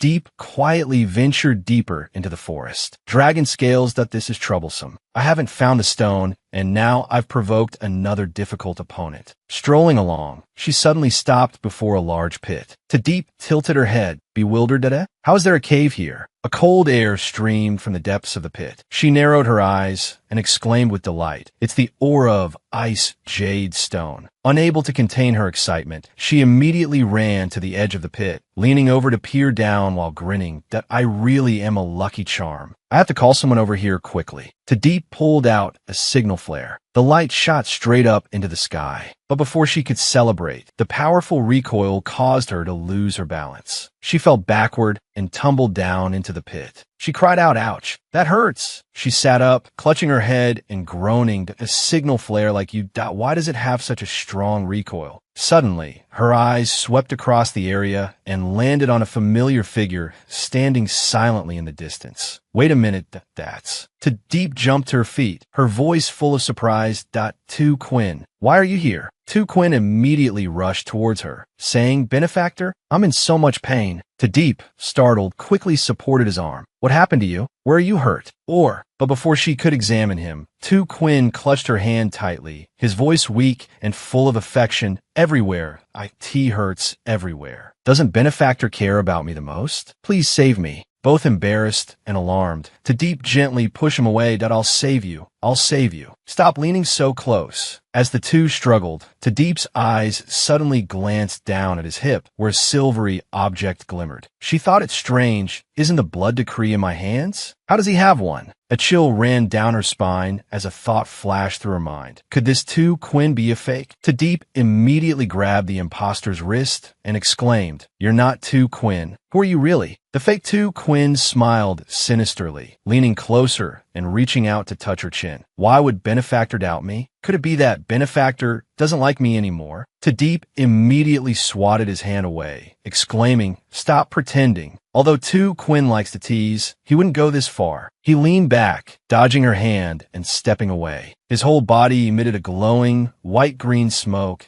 "So quick to discover me." The figure revealed its true form and lunged at her. Deep exclaimed, "Oh great." Staring at the figure, she thought, could this be an illusion technique? The ice silkworm is used to attack people, but in the story, the ice silkworm lunged at her. The two fought, struggling to hold the ice silkworm. Deep thought, this creature parasitizes the ice jade stone. It's easily angered and aggressive. It seems that to get the ice jade stone, I have to eliminate it first. She used all her strength to grab the creature's neck and pin it to the ground. Deep said triumphantly, "Luckily, this body of mine has no other advantages besides strength." The creature used an illusion technique again, the image of Tu Quinn looking at her with pleading eyes. "Benefactor, how could you hurt me?" Deep shook her head, thinking this is bad. It's using an illusion technique again. The ice silkworm seized the opportunity while she was distracted and pushed her hard. Deep was shoved and fell further down the pit. She cried out in alarm. A long vine appeared. Save her from hard fall. She sat on the ground, slightly injured, groaning in pain. "Ouch, that hurts. Why are there caves everywhere here? One fall and it's all over. Mama, my golden crow." Beside her lay a skeleton. The warm blood from her injured limbs flowed down and connected with the skeleton. A red ring appeared on the skeleton's finger. The ring flew up. Deep furrowed her brow, turning to look in confusion. Suddenly, an old immortal appeared from the ring and spoke. "If you were able to form a pact with me, it must be fate. I, Nam Thin, the Medicine King, am willing to dedicate my life to serving my master. But I ask that my master investigate my death so that I may rest in peace." He then placed a ring on her finger. Deep looked at herself in surprise. "I fell down carelessly. And just like that, I formed a pact." Nam Thin was known as a very skilled medicine king, but he seemed to have no sense of presence. Was he poisoned? I wonder who did it. In any case, I'm grateful for your ring. Its spiritual energy is truly intense. Rest assured, after I get out of here, I will definitely investigate and find out who poisoned you. Deep struggled to climb out of the pit. I have to be more careful this time. I can't be fooled again up there. Bang Tam and Tu Quinn stood facing each other. She looked at the two of them, wondering what tricks they were up to. Bang Tam folded her arms and said, "Your mother said you were a curse. Your father abandoned you, and your mother. Your clan banished you. To endure such suffering at such a young age. How pitiful." Deep, with a bored expression, thought another illusion. Bang Tam continued, "Death will end your suffering. Just let go." Deep sat there, watching the scene unfold. That you're actually concerned about his liberation. liberation? I'll liberate you too in a moment. Tuc Quinn turned to look at her. She stared back, stunned. What good is looking at me? I've already fallen into this pit twice. My heart is even darker than this cave. He then placed his sword against his own neck. To deep thought in a panic, he's actually putting the sword to his neck. He must be acting, right? He gently cut his own neck. She ran over anxiously to stop him. If you're acting, then act. In short, Tuc Quinn can't die. To deep snatched the sword from Tuc Quinn's hand and threw it away. Tuc Quinn, don't let her bewitch you. Tuc Quinn touched her neck with both hands, his face drawing close. Benefactor, you speak so easily. Then he revealed his true form as Bang Tam and squeezed her neck. That aren't you bewitch yourself. Tadeep's face turned purple, her eyes tearing up. She thought so was fake. Suddenly, the real Tuc Quinn rushed forward, knocking Bang Tam away. Bang Tam flew back with a loud thud. Tuc Quinn embraced Tadeep's waist, one hand touching her face, his voice gentle and worried. You knew it could be a trap. Why did you still want to save her? Did you not think about what would happen if it was fake? Tadeep replied, what if it was real? His eyes were filled with worry for her. What if it was real? Wouldn't something have happened to you? Seeing this, Bang Tam flew into a rage. You're about to die, and you still have time for romance. I'll send you both to the Yellow Springs. Tadeep stood in front of him, protecting him. He then used his magic to blast Bang Tam away and bind her, forcing her to kneel. Such a weak, pathetic creature. Why are you still alive? Bang Tam gritted her teeth in anger and impossible. If you dare kill me, I won't let you live in peace. She struggled to lunge towards Tadeep. Tadeep stared, stunned. You won't let him live in peace. What does that have to do with me? She and I touched hands. My hand, it's burning with a violet flame. It hurts. It's so hot. Tu Quinn worriedly called out, Benefactor, and then knocked her away. My whole body is trembling, like I'm being burned alive. It feels like something is burning me. It hurts so much. He rushed over and embraced the writhing Tadeep. His eyes were filled with fear. He thought, she's been burned by the Yuhua. She's injured. He then lifted her and held her close. Benefactor, I fear I must be disrespectful this time. Outside, it was late at night, and twinkling lights appeared. He gently set her down. Tadeep moaned in pain and slowly opened her eyes. Her cheeks were flushed, and her whole body was burning hot. What are you doing? Her robe slipped down, revealing her delicate shoulders and the curve of her breasts. Tu Quinn moved closer to her, his hand resting on her white shoulder. Benefactor, you've been touched by my Yuhua. You'll die. Don't you want me to save you? Her breath came in ragged gasps. I want. He leaned close to her cheek. Today, I will save you, Benefactor. From now on, will you be mine? Will you? She responded, all right. He immediately captured her neck with his lips and kissed her shoulder. He lifted her up, and her robe slid further down, revealing her smooth, white back. Her breathing grew more rapid. He held her and said, Tadeep must remember this day, and smiled mischievously. He pressed her down again, kissing her deeply until she moaned in pain. Tu Quinn, it hurts. The next morning, sunlight streamed in. Tadeep slowly opened her eyes and awoke. Her hand touched his chest, gently squeezing. What is this? So springy? He opened his eyes and looked at her tenderly. Benefactor, you're awake? She looked at him in startled confusion. Then she scrambled to a corner and cried out, You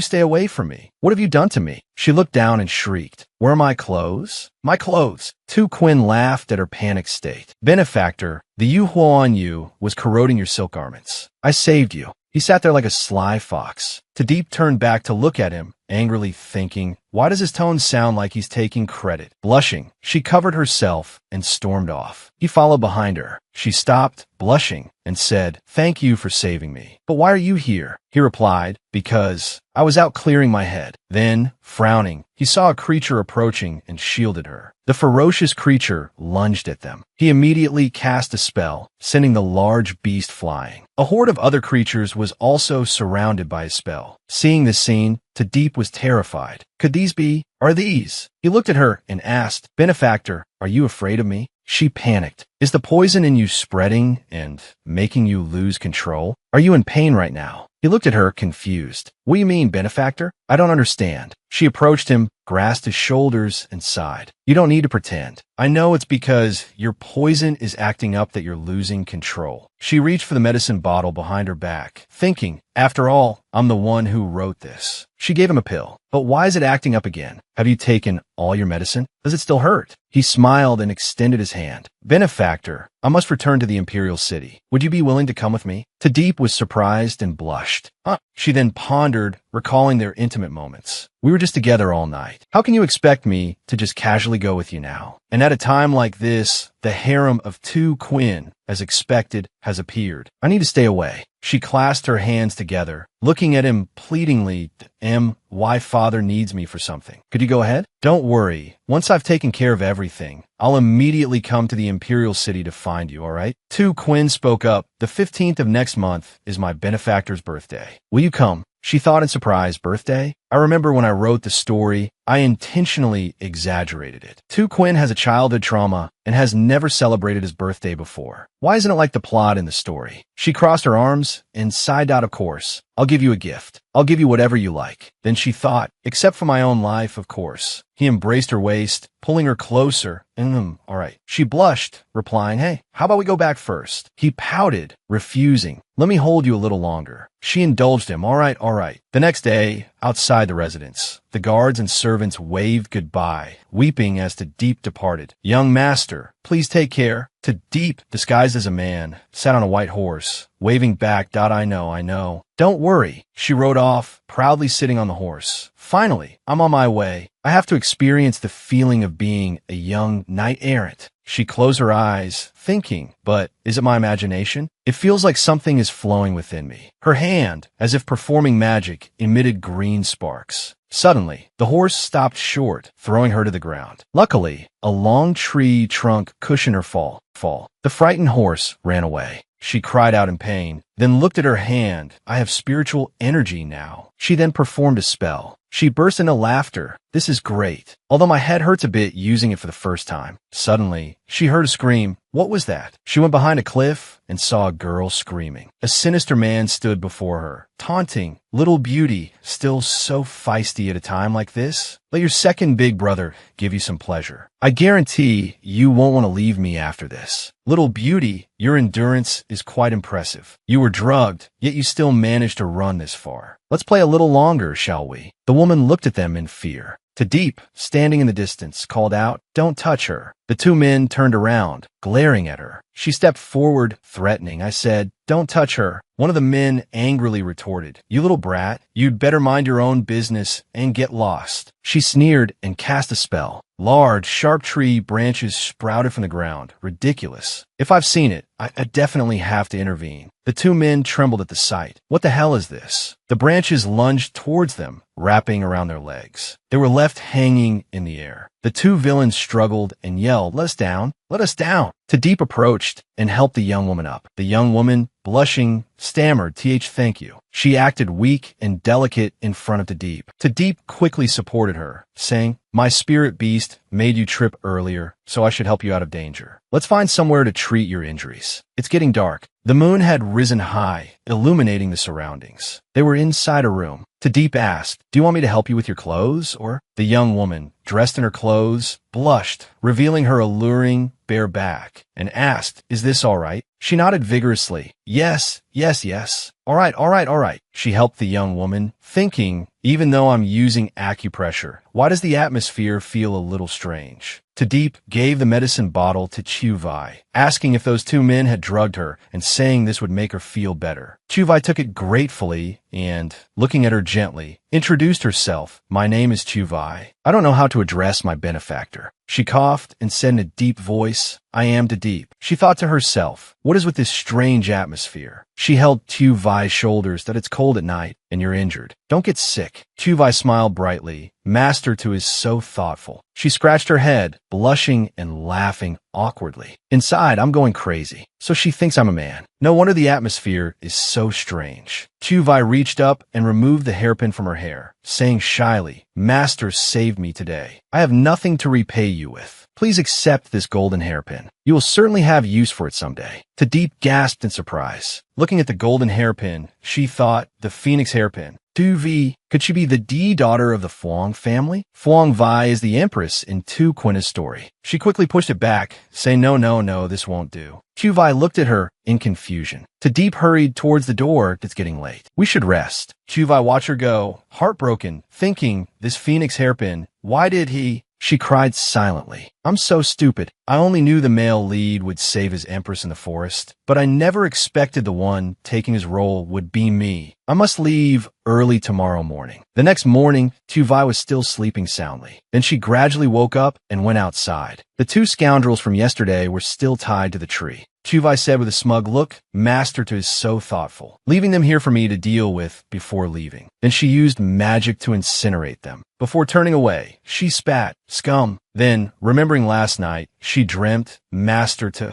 we will definitely meet again. Later, Tadeep arrived at another place, surrounded by green bamboo. In the middle was a small hut with people standing outside. Tadeep approached, sign off, finally here. I remember that refining master lies here. She walked forward, thinking, being the author is so great. I'm a walking map in this world. Then, two subordinates said, I can't believe the old man came to his house personally, but Master Leem still refuses to help. Tadeep watched from afar. That's Duong Huyen. His boss said, Master Leem is truly stubborn in the refining arts. I hope one day this won't bring him misfortune. Duong Huyen suddenly turned around. This person looks familiar. Tadeep stealthily snuck around to the back door, sweating profusely, thinking his father is here too. I can't beat him. Please don't recognize me. She slipped behind them and breathed a sigh of relief. She went to the back door, knocked, and then opened it, stepping inside. Master Leem, greetings. Master Leem was inside, shirtless, revealing a muscular physique as he forged a sword. He turned to look at her and exclaimed, not bad, Stone, but this month's refining quota is full. Tadeep held up a jade, looking disappointed.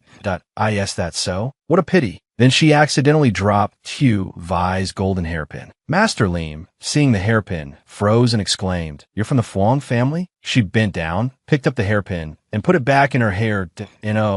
This was a gift from the D daughter of the Phuong family. I saved her once. She showed him the hairpin. Why? Master Leem had seen the phoenix hairpin before. He picked it up, looked at it, and replied, This hairpin was crafted by my own hand for an old friend. Then he turned and left. You want to refine a weapon? Master Leem asked excitedly. A hairpin, a set of hairpins. I've already drawn up the blueprints. She then took a blueprint from her person, used the leftover materials to make a short sword. He took the blueprint, opened it, looked it over, and said, Come back in half a month to collect them. She replied happily, Thank you so much. Then, she thought to herself, Sooner or later, I'll be completely drained. Master Leem said coldly, Gifting a phoenix hairpin signifies admiration. Did you know that? She looked at him, confused. I didn't know before, but I do now. He said, Don't let her down. Tadeep, hearing his words, became lost in thought, not understanding. She walked outside, holding the hairpin, looking at it as she walked, thinking, Don't let her down. Don't let her down. It's not that I want to let her down. It's just physically impossible. She suddenly turned around to see a volley of arrows flying towards her. She quickly dodged. From the distance, a voice rang out. This young master has impressive skills. She thought, I'm dead. She looked at them and said, I don't believe I've offended you. What is the meaning of this? Duong Huyen sneered. Indeed, you haven't. It's just that you bear a striking resemblance to my enemy. So? He snapped his fan shut, but the Duong family motto is, better to kill by mistake than to let one go. He then lunged towards her. How are you so strong? Tadeep dodged his attack and replied with a cold laugh. If that's the case, then Golden Crow. She cast a spell, conjuring a vine. The long vine lashed out at him. Golden Crow snatched the fan from Duong Huyen's hand. He stared in disbelief. What is this? Then he was struck by Golden Crow and sent crashing to the ground, crying out in pain. He was flung into the bamboo, his whole body aching. The Duong patriarch, seeing this, gritted his teeth in anger and glared at her. Insolent. You dare injure my son? He then cast a spell against the deep, pushing her back with its force. She struggled to resist, frowning. This isn't good. His internal energy is too strong. Suddenly, Phaidhan arrived, saying, "Greetings, Duong Patriarch." She looked up in surprise. Phaidhan. Duong Huin stood behind him, trembling. Phaidhan bowed and replied, "The princess sent me to fetch young City Lord too. I was wondering where you were. It turns out you were sparring with the Duong Patriarch." He then turned to the deep. "Young City Lord too, please come with me." She replied, "All right." The two of them left. The Duong Patriarch watched them go, fuming. Duong Huin spoke up beside him. "Father, why should we fear him? That prince, don't you dare." He stroked his beard. "You wretched boy, you almost brought disaster upon us. If you see them again, stay away. They belong to the prince." He looked surprised. Which prince? Could it be? He continued. Who else could it be? In this entire imperial city, there's only one prince. The one who saved the emperor and pacified the other nations. A prince of immense merit. Meanwhile, the two rode away on horseback. Tadeep asked, "Did Tu Quinn send you?" Phaidhan, riding behind, replied, "Yes. The master wished to see the young city lord and asked me to find you." She quickly waved her hand. "That I still have things to do. Besides, I've just discovered I have hope for cultivation. I need to find some ancient text to study for a while." Phaidhan handed her a piece of paper.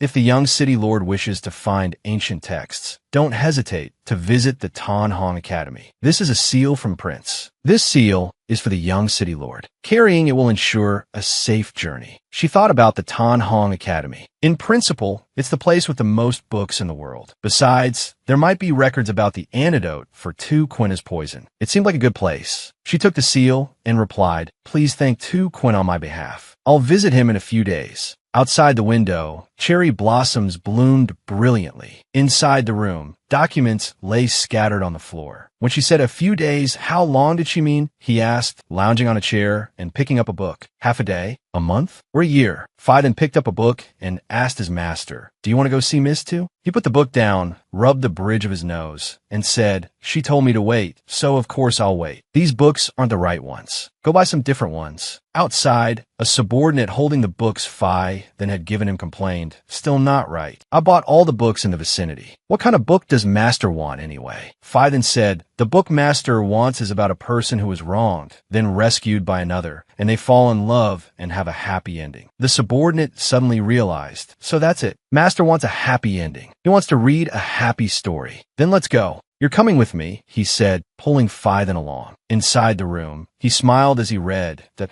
"If I'm going out, I might as well go to Tan Hong and take care of some business." Elsewhere, a majestic scene of snowy mountains unfolded. In this picturesque setting, a small palace nestled at the foot of the mountains. Inside a room, a medicine master spoke. "For so many years, the prince has never interacted with Tan Hong Academy. I never thought his first recommendation would be for her." He held a shattered piece of quartz. Tadeep's spiritual aura is so weak it cracked the quartz. Tadeep stood beside him, scratching her head sheepishly. The medicine master handed her a card with the character black on it. "Oh, Deep, medicine master grants you the black character. This is your pass." She took the pass, scratching her head in exasperation, thinking, as expected, I'm in the lowest group. Suddenly, a golden light appeared in the distance. "There's a fight." She looked over and saw people fighting. Then she yelled, "Hey, hey, hey, why are you fighting over here?" With a loud bang, Makvu tumbled into her. The two stared at each other, eye to eye. Tadeep's hand accidentally landed on Makvu's chest. She quickly sat up and apologized. "I'm so sorry. I didn't mean to."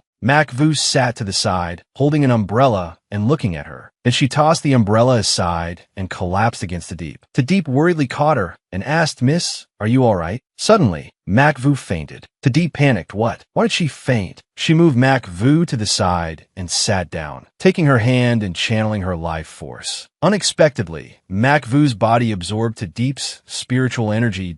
"Oh well, let her absorb it. Absorb a little more. I don't need that much life force anyway." Makvu gradually opened her eyes and smiled at Tadeep. "Thank you, young master." Her hand conjured a small spell. "I have no way to repay your great kindness. I am willing to sign a 15-year contract with you, to be your servant and await your commands." Tadeep quickly said, "This was just a small matter. I can't accept such repayment from you, miss. Macvu raised a hand to her mouth.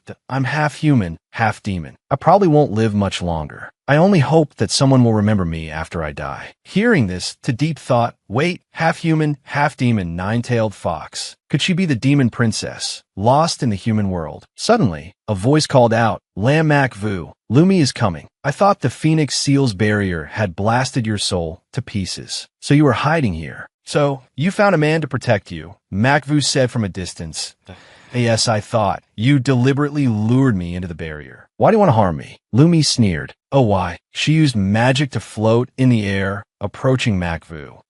You're just a demon, yet you were assigned to the heavenly division. And you even bossed me around. Do you think you're worthy? All you demons deserve to die. She then directed her magic towards Macvu. Deep stood up and grabbed her wrist. You said I'm the man she sought out. So I can't just stand by and watch you hurt her, right? Lumi angrily flung Deep's hand away. Let go. Looking at the badge on Deep's waist, she scoffed. Just a useless piece of trash from the Black Division, and you dare to act so arrogant? Today is your death day. Deep sighed wearily. I'm too tired to fight you. She conjured long, vine-like strands. Take this. Lumi cried out in pain as she fell to the ground with a thud. Macvu watched in admiration. Young master, you're so powerful. Dizzy, Deep thought, every time I use this technique, my head spins. I need to find a more suitable cultivation method quickly. Macvu ran over and called out, Young master, you saved me again. Macvu took Deep's hand. No, technically it was only once. The two entered a room. This is the accommodation the Academy assigned me. It's relatively safe. Please rest here for now, Mississippi. Macvu asked, puzzled, all the students share rooms. Why do you have your own, young master? Deep replied, I'm not sure about that either. She blushed, thinking,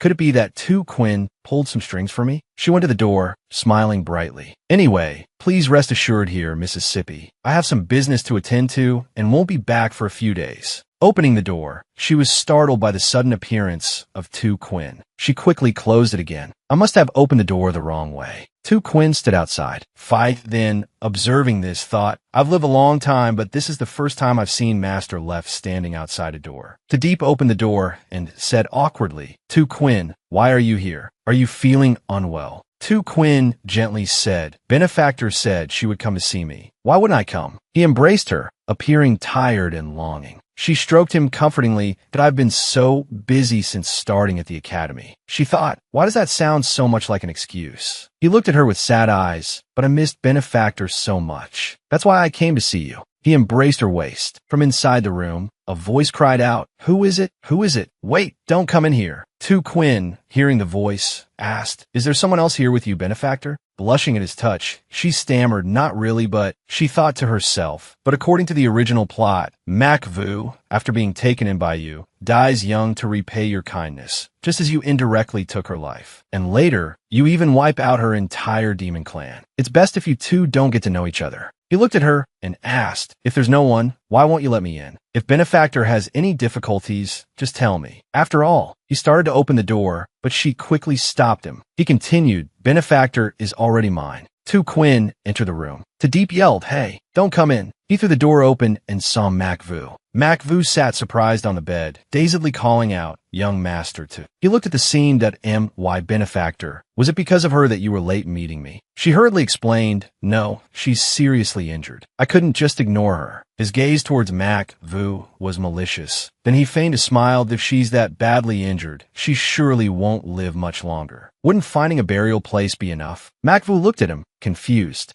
Deep, standing beside them, angrily pushed him out. What are you saying? Get out. Don't disturb her rest. She turned back to Macvu and quickly reassured her. It's nothing. Just focus on recovering. Outside, by a corner of the wall, Tu Quinn dramatically coughed. You've worn me out. He coughed again. She looked at him with feigned concern. But what's wrong? Are you unwell? Have you taken your medicine? He reproached her. I waited for my benefactor for so long, and I still couldn't see you. And now that I'm here, my benefactor treats me like this. He turned and walked away, sulking. Does my benefactor not remember me? Or do you simply not care about me? She rushed to explain. No, it's not like that. Let me explain. He turned back to her, stepping closer. Then why? She looked at him, embarrassed. What are you thinking? Is this a confession scene? But Tu Quinn, with his principle of having a harem, If he treats me like this now, he'll treat others the same way later. I'm certainly not interested in sharing a man with them. She pushed him away, coldly addressing him. Your Highness, please behave yourself. She handed him a pouch. This is the secret by law formula. This is what you wanted, right? Now I'm giving it to you. With the formula, you can refine the poison control medicine yourself, and you won't need. She trailed off, seeing his cold expression. He stared, holding the pouch, and asked, Benefactor, what do you mean? He angrily set the pouch on fire and threw it away. He stepped closer to her, his expression serious. Oh, you want to cut ties with me? She was taken aback by his proximity. He said coldly, so my benefactor also knows anger? Do you want to draw a line between us? You best abandon that thought. He moved closer, taking her hands in his "My benefactor, you can't escape me in this lifetime. That day in the cave, we were intimate. You said you wouldn't abandon me." He kissed her hand. Tadeep blushed, surprised. Oh no, this man knows how to use charm. Tadeep, don't be fooled by his looks. She honestly expressed her feelings. I want my man to be loyal to me, and certainly not to have a harem and make me angry. He gently and sincerely kissed her hand again. That I won't be like that. I only have you. Tadeep looked at Tu Quinn with surprise. Tu Quinn took her shoulders, drawing her close and placing a sweet kiss on her lips. She froze, then uttered Tu Quinn. He kissed her passionately. She struggled to push him away. Tu Quinn, let me go. Phi then arrived, standing behind the entangled couple, and called out, Your Highness. He frowned, annoyed by the interruption. He released her. They both turned to look at Phi then, who scratched his head awkwardly. Phi Han just sent a message, saying that His Majesty has summoned you to the palace. He inwardly scoffed that you're getting better and better at handling these trivial matters. Tadeep urged him, You shouldn't delay. If His Majesty has summoned you, you should go quickly. He looked at her tenderly. So, benefactor, you must remember our agreement. Hearing this, she furrowed her brows and stammered, You should leave now. I need to think about it. He sternly asked, Think for how long? She giggled nervously, holding up 3 fingers, around 3 months. He was dissatisfied with her answer, his face showing his displeasure. Seeing this, she tugged at his clothes thoughtfully. Then 1 month? Phi then, standing beside them, spoke up. In half a month, it's the prince's birthday. Surely Miss Tu will arrive beforehand to offer her birthday gift. She suddenly remembered. Right. Half a month. It's half a month. He replied triumphantly. Good. Then half a month. At that time, benefactor must come. She stammered. Oh, okay. He added a threatening tone. If you don't come, I'm afraid I'll have to tie you up and lock you away. Hearing his words, she thought, how is this dialogue so different from what I wrote? When I wrote about the male lead, he clearly wasn't interested in women, but me. He turned and left. Within the vast library, standing tall against the sky, echoing voices could be heard. Qing Huang Academy is indeed the highest institution of learning in the imperial city. Even a library is this big. Tadeep walked to a room and reached out to open the door. I hope there are books here that can help me cultivate. She opened the door, and a bright light shone out. She shielded her eyes and looked inside, surprised. Inside the room, a large flower bud hung suspended in the air, radiating a magical light. She curiously walked in, looking at it. What is this? She raised her hand, looking at her ring, and thought, wait a minute, could this be related to the Medicine King's ring? In the original plot, the Medicine King's ring was a spiritual artifact that many factions were fighting over. It's just that I wrote it so that no one obtained it in the end. If so, this is a big deal. Outside, the sky gradually darkened. A powerful light emanated from the library. The dorm residents and those outside looked on in astonishment. He frowned, looking at the manifested Medicine King's ring. Tadeep looked at the glowing flower. I'm dead. I have to get out of here quickly. She hurried to leave. Going through the main door will definitely get me caught. Then I'll climb out the window. She was about to climb out when she turned and saw 2 people approaching. The third prince, sitting in a wheelchair, was being pushed by a foo. Tadeep trembled and stealthily tried to sneak away. You haven't seen that large flower, have you? You haven't seen me, have you? You haven't seen anything at all, the third prince said with a laugh. You are the one who activated the flower blossom bone image of the Medicine King's ring. She cried inwardly. He saw everything. Whether I run or not seems pointless now. A foo clasped his hands and said, Your Highness, since you can activate the flower blossom bone image, you are certainly no ordinary person. I wonder if we could invite you to examine the third prince's leg injury. She was surprised. The third prince, still in his wheelchair, stopped a foo.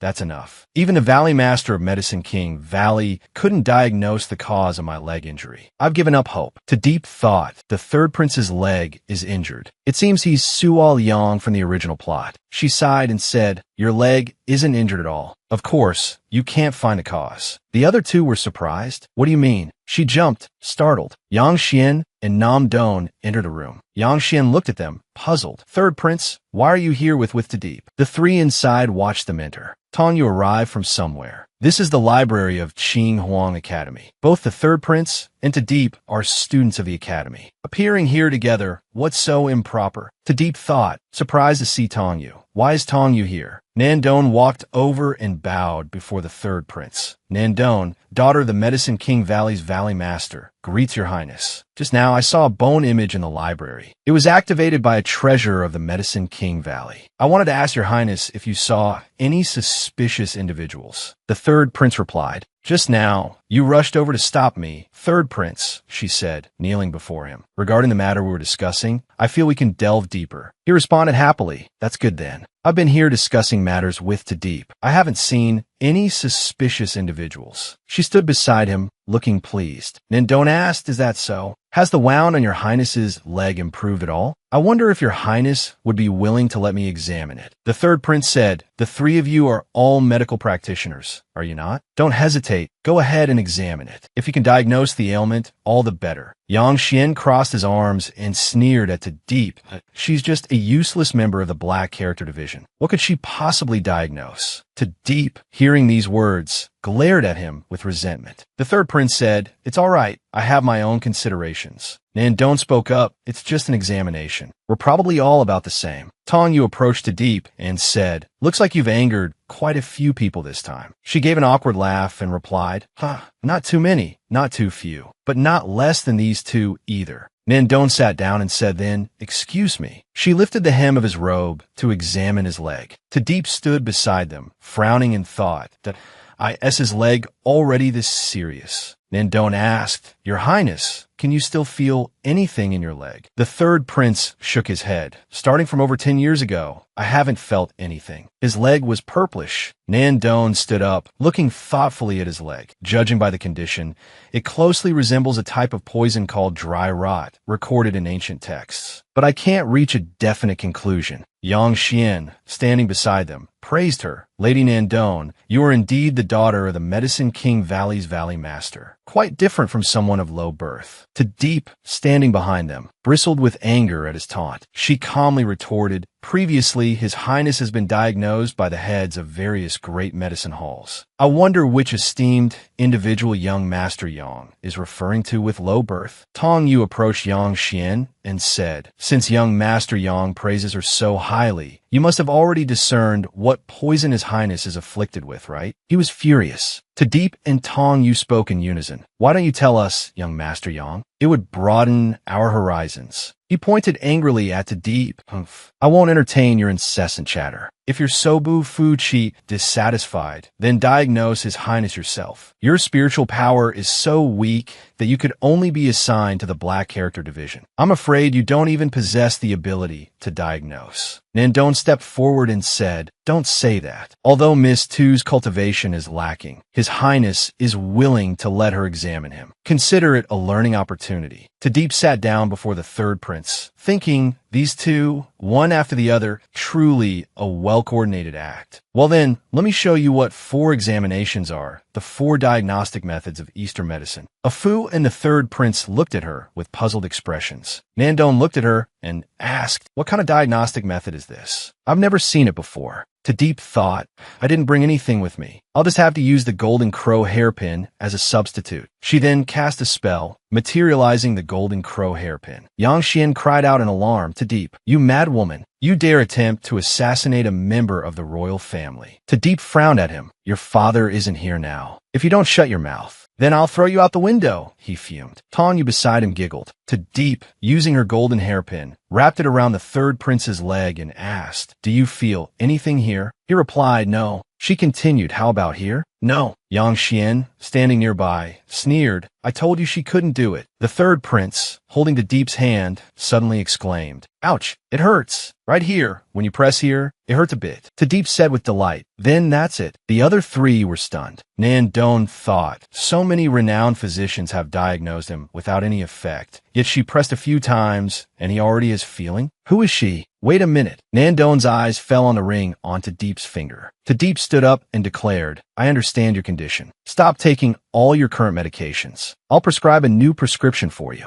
Nandong, curious, approached to Deep, but Afu blocked her way. Afu said, "Thank you all for coming today. If there's nothing else, please leave." Nandong replied, "Very well, we'll take our leave." Afu ushered them out. "This way, please." Nandong and the other two left. As she walked away, To Deep looked back at Nandong, thinking, "Nandong, I'll remember you. We'll meet again soon." Afu bowed sincerely. "Miss Tu, your medical skills are remarkable. I implore you to cure His Highness's legs." To Deep thought to herself, "This whole journey, I haven't even started my main task, yet I've taken on so many patients." The third prince spoke up, "As long as Miss Tu cures me, any amount of silver is not a problem." To Deep, surprised, asked, "Really? I want 100,000 gold leaves." He calmly replied, "Agreed." To Deep furrowed her brow and thought, "Well, that's a bit low, but 100,000 isn't a small amount either." Having decided, she said, "I'll go write the prescription. Apply the medicine immediately." "Thank you, Miss Tu." At the library, To Deep, looking over a pile of documents, sighed. "According to the story, it seems I can use the ice silkworm's inner core to gather some spiritual energy, but it's still not enough. First, I need to learn how to manipulate people. Every time I use it, it takes a long time to recover." Suddenly, she remembered, that's right. The ice silkworm is considered a demonic creature, isn't it? I should ask Lin Mo Wu if there are any suitable demonic cultivation methods. She went out and walked to Mo Wu's room, calling Miss Lin. Opening the door and stepping inside, she was surprised to see Tu Shuyan. He was holding a book and quickly tucked it into his robe. She approached and asked, "Why are you in my room? Where's Lin Mo Wu?" Tu Shuyan smiled and replied, "My benefactor said she was seriously injured, so I sent someone to treat her." To Deep broke out in a sweat. "Is that so? Did you need something from me?" He spoke softly. "I came to find my benefactor today to repay my debt." She stared at him, stunned. "Huh?" He moved closer, bringing a finger to her lips. "The book says that after a woman saves a man, the man repays her by offering his body. Benefactor has saved me so many times. I should also repay you with my body." She quickly refused. No need. "You not killing me is already repayment enough." He asked tearfully, "Does benefactor not like me?" To Deep blushed, looking at him. I do like you," she blurted out, then angrily shouted, No,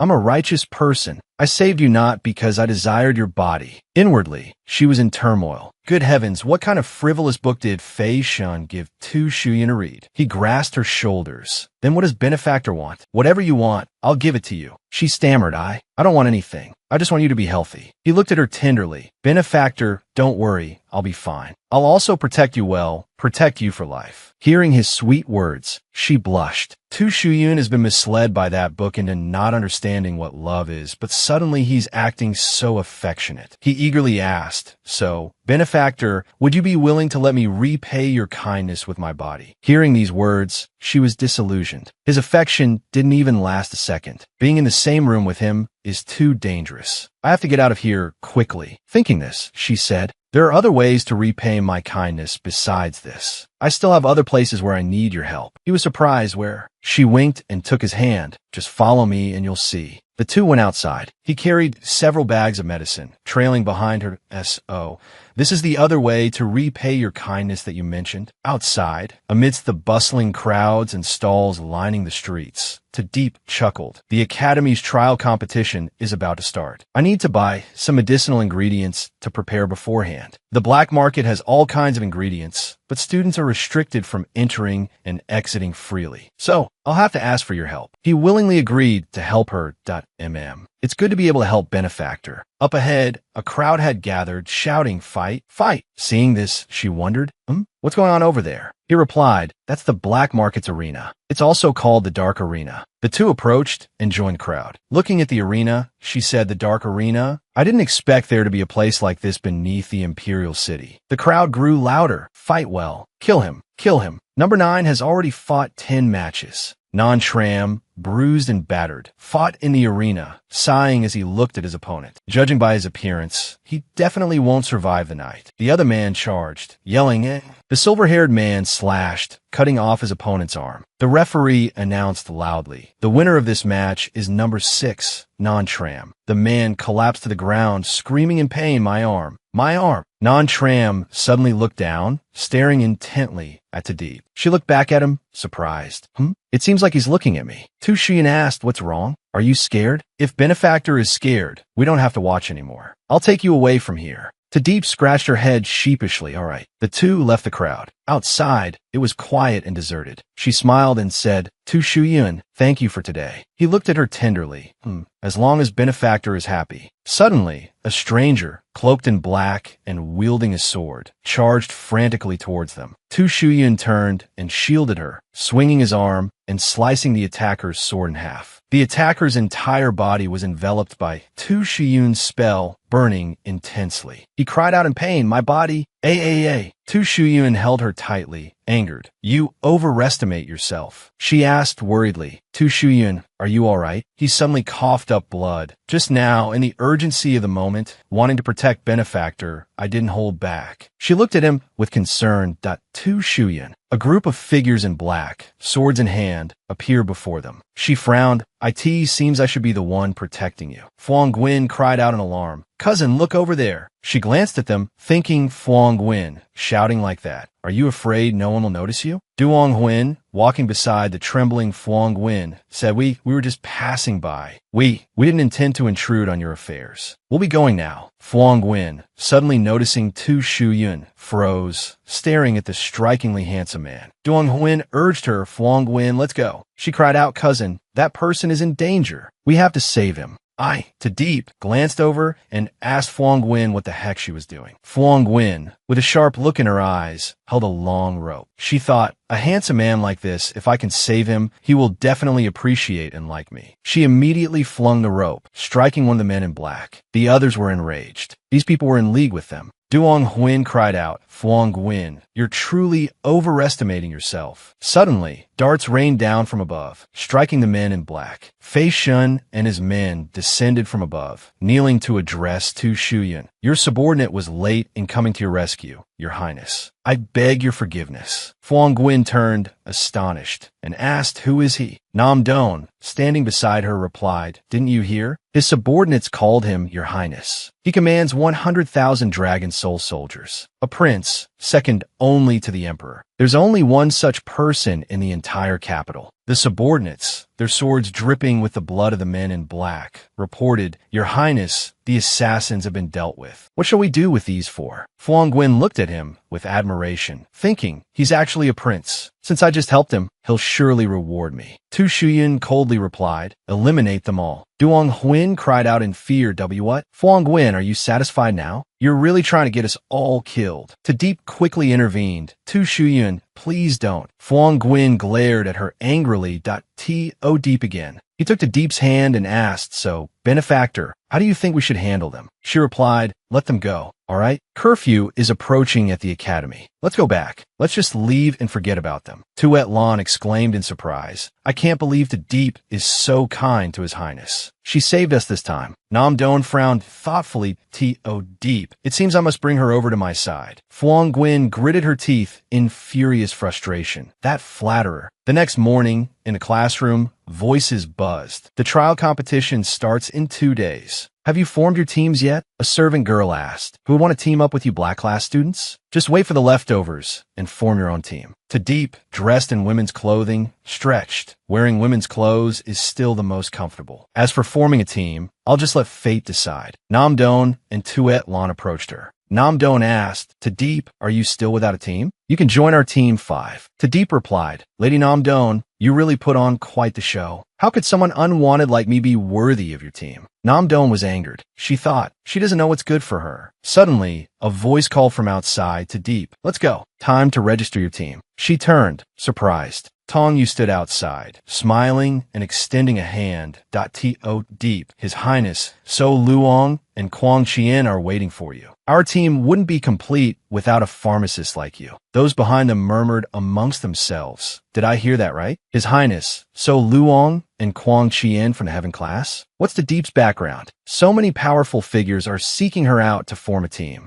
I heard she's the young city lord of Huin Noyat City. Could it be her father's influence? Duong Huin, Nam-Don, and Tong Jiak watched, wondering who Deep would choose. Deep stood and replied, my apologies, but I've already joined Team 5. Then she walked past Nam-Don. The other girl froze, furious. Miss Tu, you're truly skilled. So many men are fighting over you. Deep turned back and retorted, Miss Nam-Don, if you have free time, you should hurry up and find your missing teammates. Nam-Don angrily yelled. Deep, Tong-Yu laughed smugly. Your mouth is quite sharp. I see the last spot doesn't need filling anymore. Deep stood in front of Tong-Yu and replied, you alone can handle 2 people. She continued, speaking of which, you mentioned Kwang Zhan and So Luong. His Highness is also on our Team 5. How is that possible? Tong-Yu answered, that Kwang Zhan is the son of a wealthy merchant. He ran away from home and is hiding at Qing Huang Academy. He and So Luong are both in the Tianzi class. It's also thanks to you. They heard I wanted you on my team, so they agreed to join our group, including So Luong's servant, a Fook. We already have 5 people. Deep was surprised.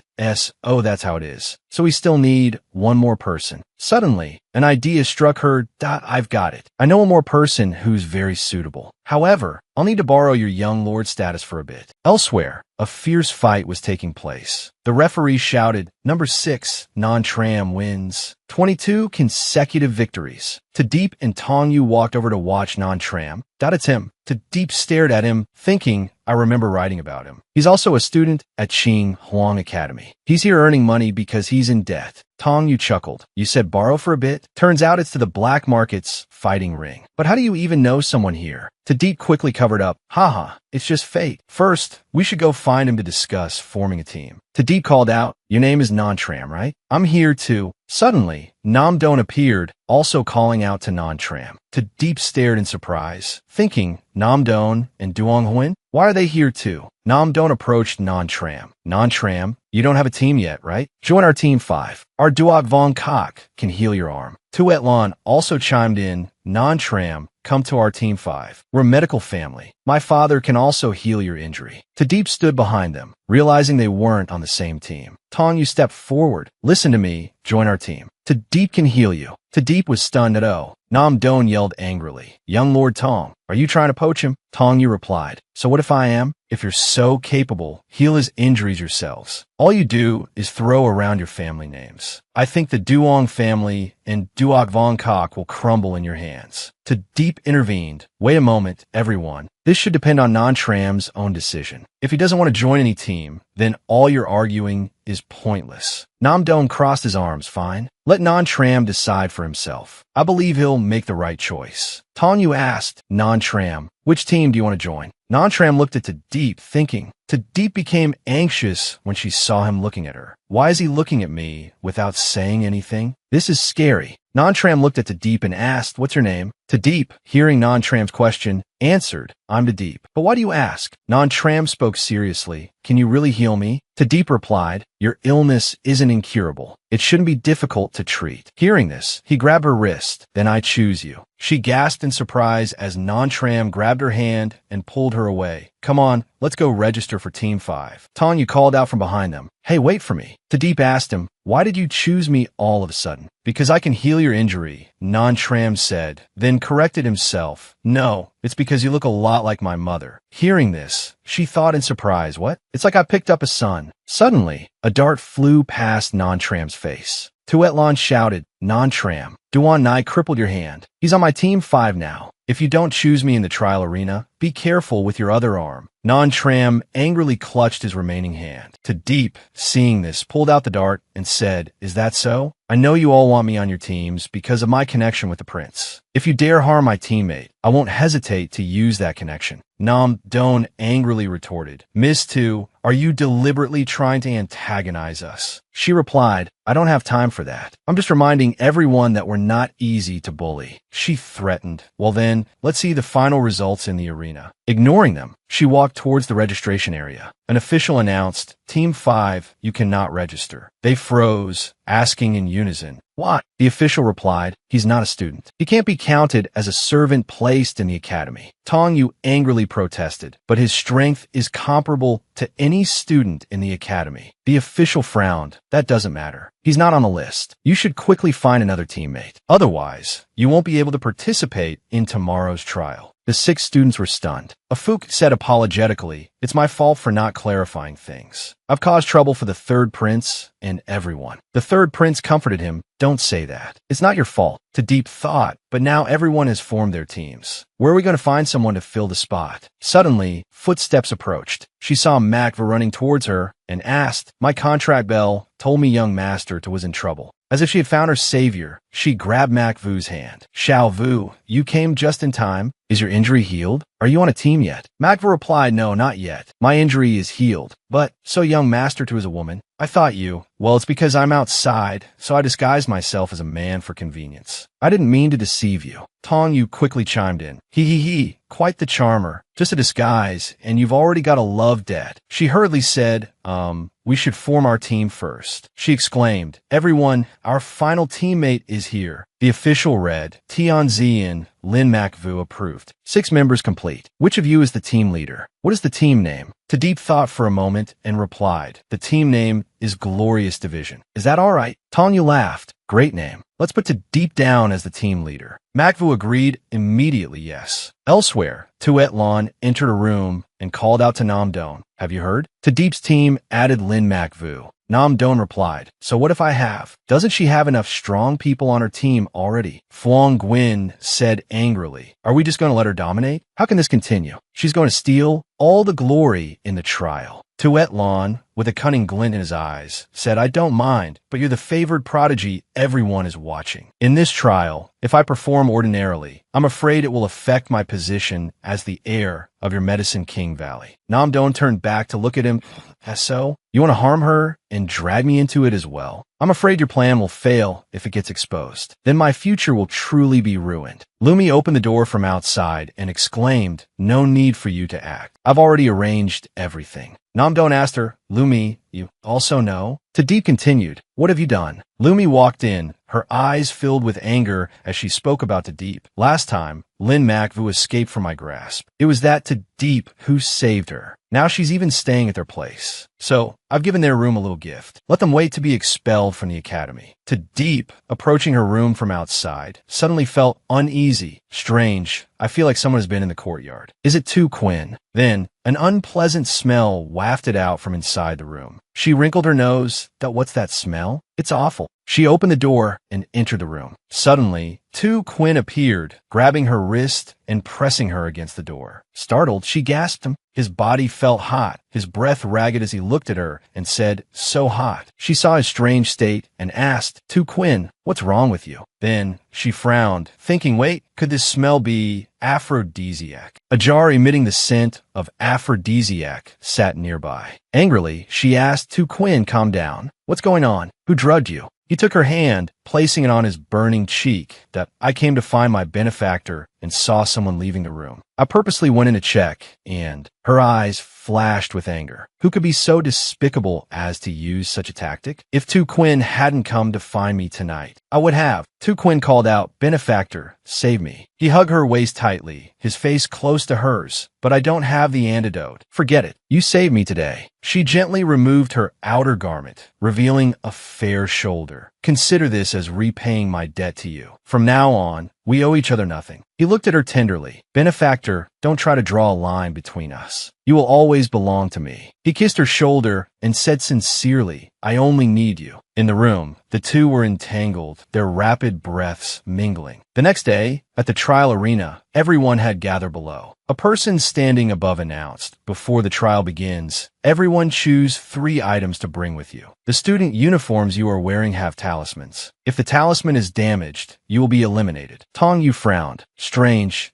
Deep hasn't arrived yet. The trial is about to begin. From the side, Wu Zhan spoke. Lin Mac Vu hasn't arrived either. Perhaps they are together. Lumi sneered. I'm afraid they're still enjoying each other's company. How could they have time for the trial? Tuet Lang added fuel to the fire, looking at their bewildered expressions. How utterly disgraceful. I'm curious, though. What method did you use on Adip? Nam Don laughed. Yes, you must tell us about such an amusing story. Lumi replied smugly. Didn't Adip take a liking to that slut Lin Macvu? I simply slipped an aphrodisiac into their room. Because of their illicit relationship, they're affecting the team's performance. Let that adulterous couple wait for their reputations to be ruined. Tuet Lang and Nam Don were stunned, exclaiming, aphrodisiac? But they are both women. She was shocked, but I saw Adip. It was clearly overjoyed. Tong Yu saw her and called out, Tadeep, why are you so late? Tadeep scratched her head as she walked, dark circles under her eyes. Mo Wu, walking behind her, said Miss was resting. We naturally had to wait for her before coming together. Nam Don frowned.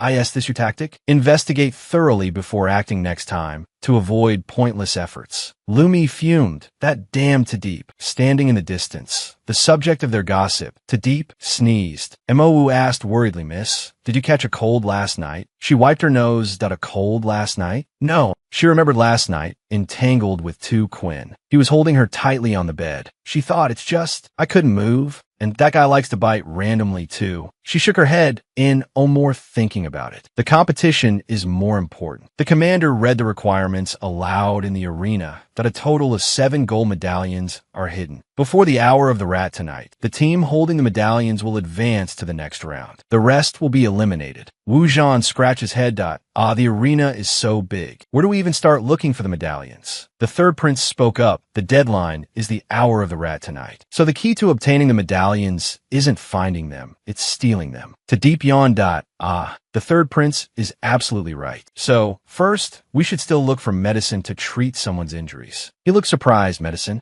Tadeep continued. In this arena, there's a medicine called golden pearl seed. It usually grows beneath volcanic rock. If we find it, there might be a way to heal your leg. You all can go look for it. I'm going to catch up on some sleep. Having said that, she turned and left. Wu Zhan asked, puzzled, how does Tadeep know this arena so well? It's like she designed it herself. Tong Yu was also surprised. Who knows? If she says it's there, it's definitely there. Let's go look for it. Tadeep found a corner and lay down to sleep. Suddenly, 2 arrows flew towards her. Look, someone's sleeping over there. Let's take her out first. Wu Zhan grabbed a metal bar, blocking the arrows that were hurtling towards her. The arrows snapped in half. He glared at the attackers. Hey, we haven't gone far, you know. How dare you attack our medic? The 2 attackers broke out in a cold sweat. What? A medic? That woman. She's with the Black Character Division, isn't she? Why are the Heaven Character Division people on the same team as her? Non Tram stood angrily behind the 2. They cried out, Inside the testing area, the judge declared the Broken Bones team is disqualified. The entire team is eliminated. The 2 attackers sat down heavily on the ground, terrified. Too strong. We're no match for them. Who would have thought that a Black Character Division girl would be protected by so many Heaven Character Division people? Tong Yu walked over to where Tadeep was sleeping. This girl is our team captain. Of course we have to protect her. Tadeep was still sound asleep. Tong Yu leaned closer to check on her and then chuckled.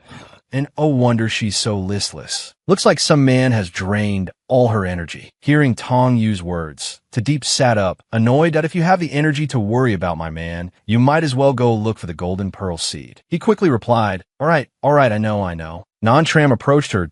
I can help you kill him. Tadeep was startled. Huh? Kill the man who drained my energy. She was stunned by Non-Tram's words. She almost forgot. Non-Tram's mental age was only 7. She laughed brightly. He's not that bad. Although sometimes I get really angry when I think of him, other times I'm really happy. Non-Tram said, My mother once told me, if you're always thinking about someone, and that person makes you both angry and happy, so that means you like him. Tong Yu, standing nearby, chimed in, Your mother makes a good point. The flustered mouse spirit quickly exclaimed, I didn't mean that. Suddenly, she saw the golden pearl seed. To Deep from afar, cried out happily, "Ah, golden pearl seed. Ha ha ha, you've arrived just in time." She ran towards the golden pearl seed. Namdon and Lumi arrived from somewhere. Namdon frowned and said to the Deep, "That golden pearl seed is ours." To Deep picked up the golden pearl seed and replied, "Yours? This thing grows from the earth and sky. Since when did it become yours?" Namdon crossed her arms and looked at Tadeep. "Miss Tu, you speak truly. That's why we're prepared to offer 100,000 gold leaves to buy it." Tadeep sarcastically retorted, "Sorry, not for sale." "What about 200,000? Namdon pressed. "Or perhaps Mista would like to name her price. After all, this golden pearl seed isn't of any use to you. Selling it to us wouldn't be a waste of heaven's gift." Tadeep held the golden pearl seed up and scoffed. "A waste of heaven's gift? I was planning to dig a hole and bury it. What's it to you?" With that, she turned to leave, infuriating Namdon. Namdon then cast a spell. A red string wrapped around Tadeep, pulling her back towards Namdon. Namdon angrily grabbed Tadeep's collar. "Why does Miss to insist on antagonizing me?" Tadeep angrily replied, "Refusing you is antagonizing you? Miss Nam really knows how to accuse people." Suddenly, the string binding Tadeep snapped. Tonyu, standing behind her with hands raised in a spell, spoke up, "Miss Namdon, please release our medical practitioner. Instead of wasting time here, it would be better to find the gold medallions. If we fight to the point where both sides lose, it'll be easy for someone else to reap the benefits." The third prince and Non-Tram stood nearby. Namdon conceded, "Fine, I'll give the third prince face. Let's consider this matter settled. I wish the third prince success in obtaining the gold medallions and advancing to the next round. I also hope to see you all in the next competition to settle all accounts." Then she turned and left. The third prince smiled and replied, "Many thanks, Miss Tu. The cost of the golden pearl seed will be added to the medical fees." Tadeep quickly said, "No need for medical fees. We already agreed on that earlier. Thank you for helping me out. Time is running short. Let's go find the gold medallions. By the way, where's Kwang Chien?" He suddenly appeared with a cheerful expression. "That I'm back. I've snatched 2 gold medallions. This time, we're definitely getting into the next round." The third prince spoke, "That I sent him to look for the gold medallions earlier. This way we can save some time." Tadeep praised him. "The third prince is truly of royal descent. Your strategies are admirable." It was late at night, the hour of the rat. Tadeep walked to the elder's table and held up the medallions. The elder announced, "Tadeep, leading the Vindu team, has found a total of 2 gold medallions, passing the competition. Everyone, go and rest and prepare for the next round." They replied in unison, "Yes." Phi then slowly approached. Tadeep was surprised.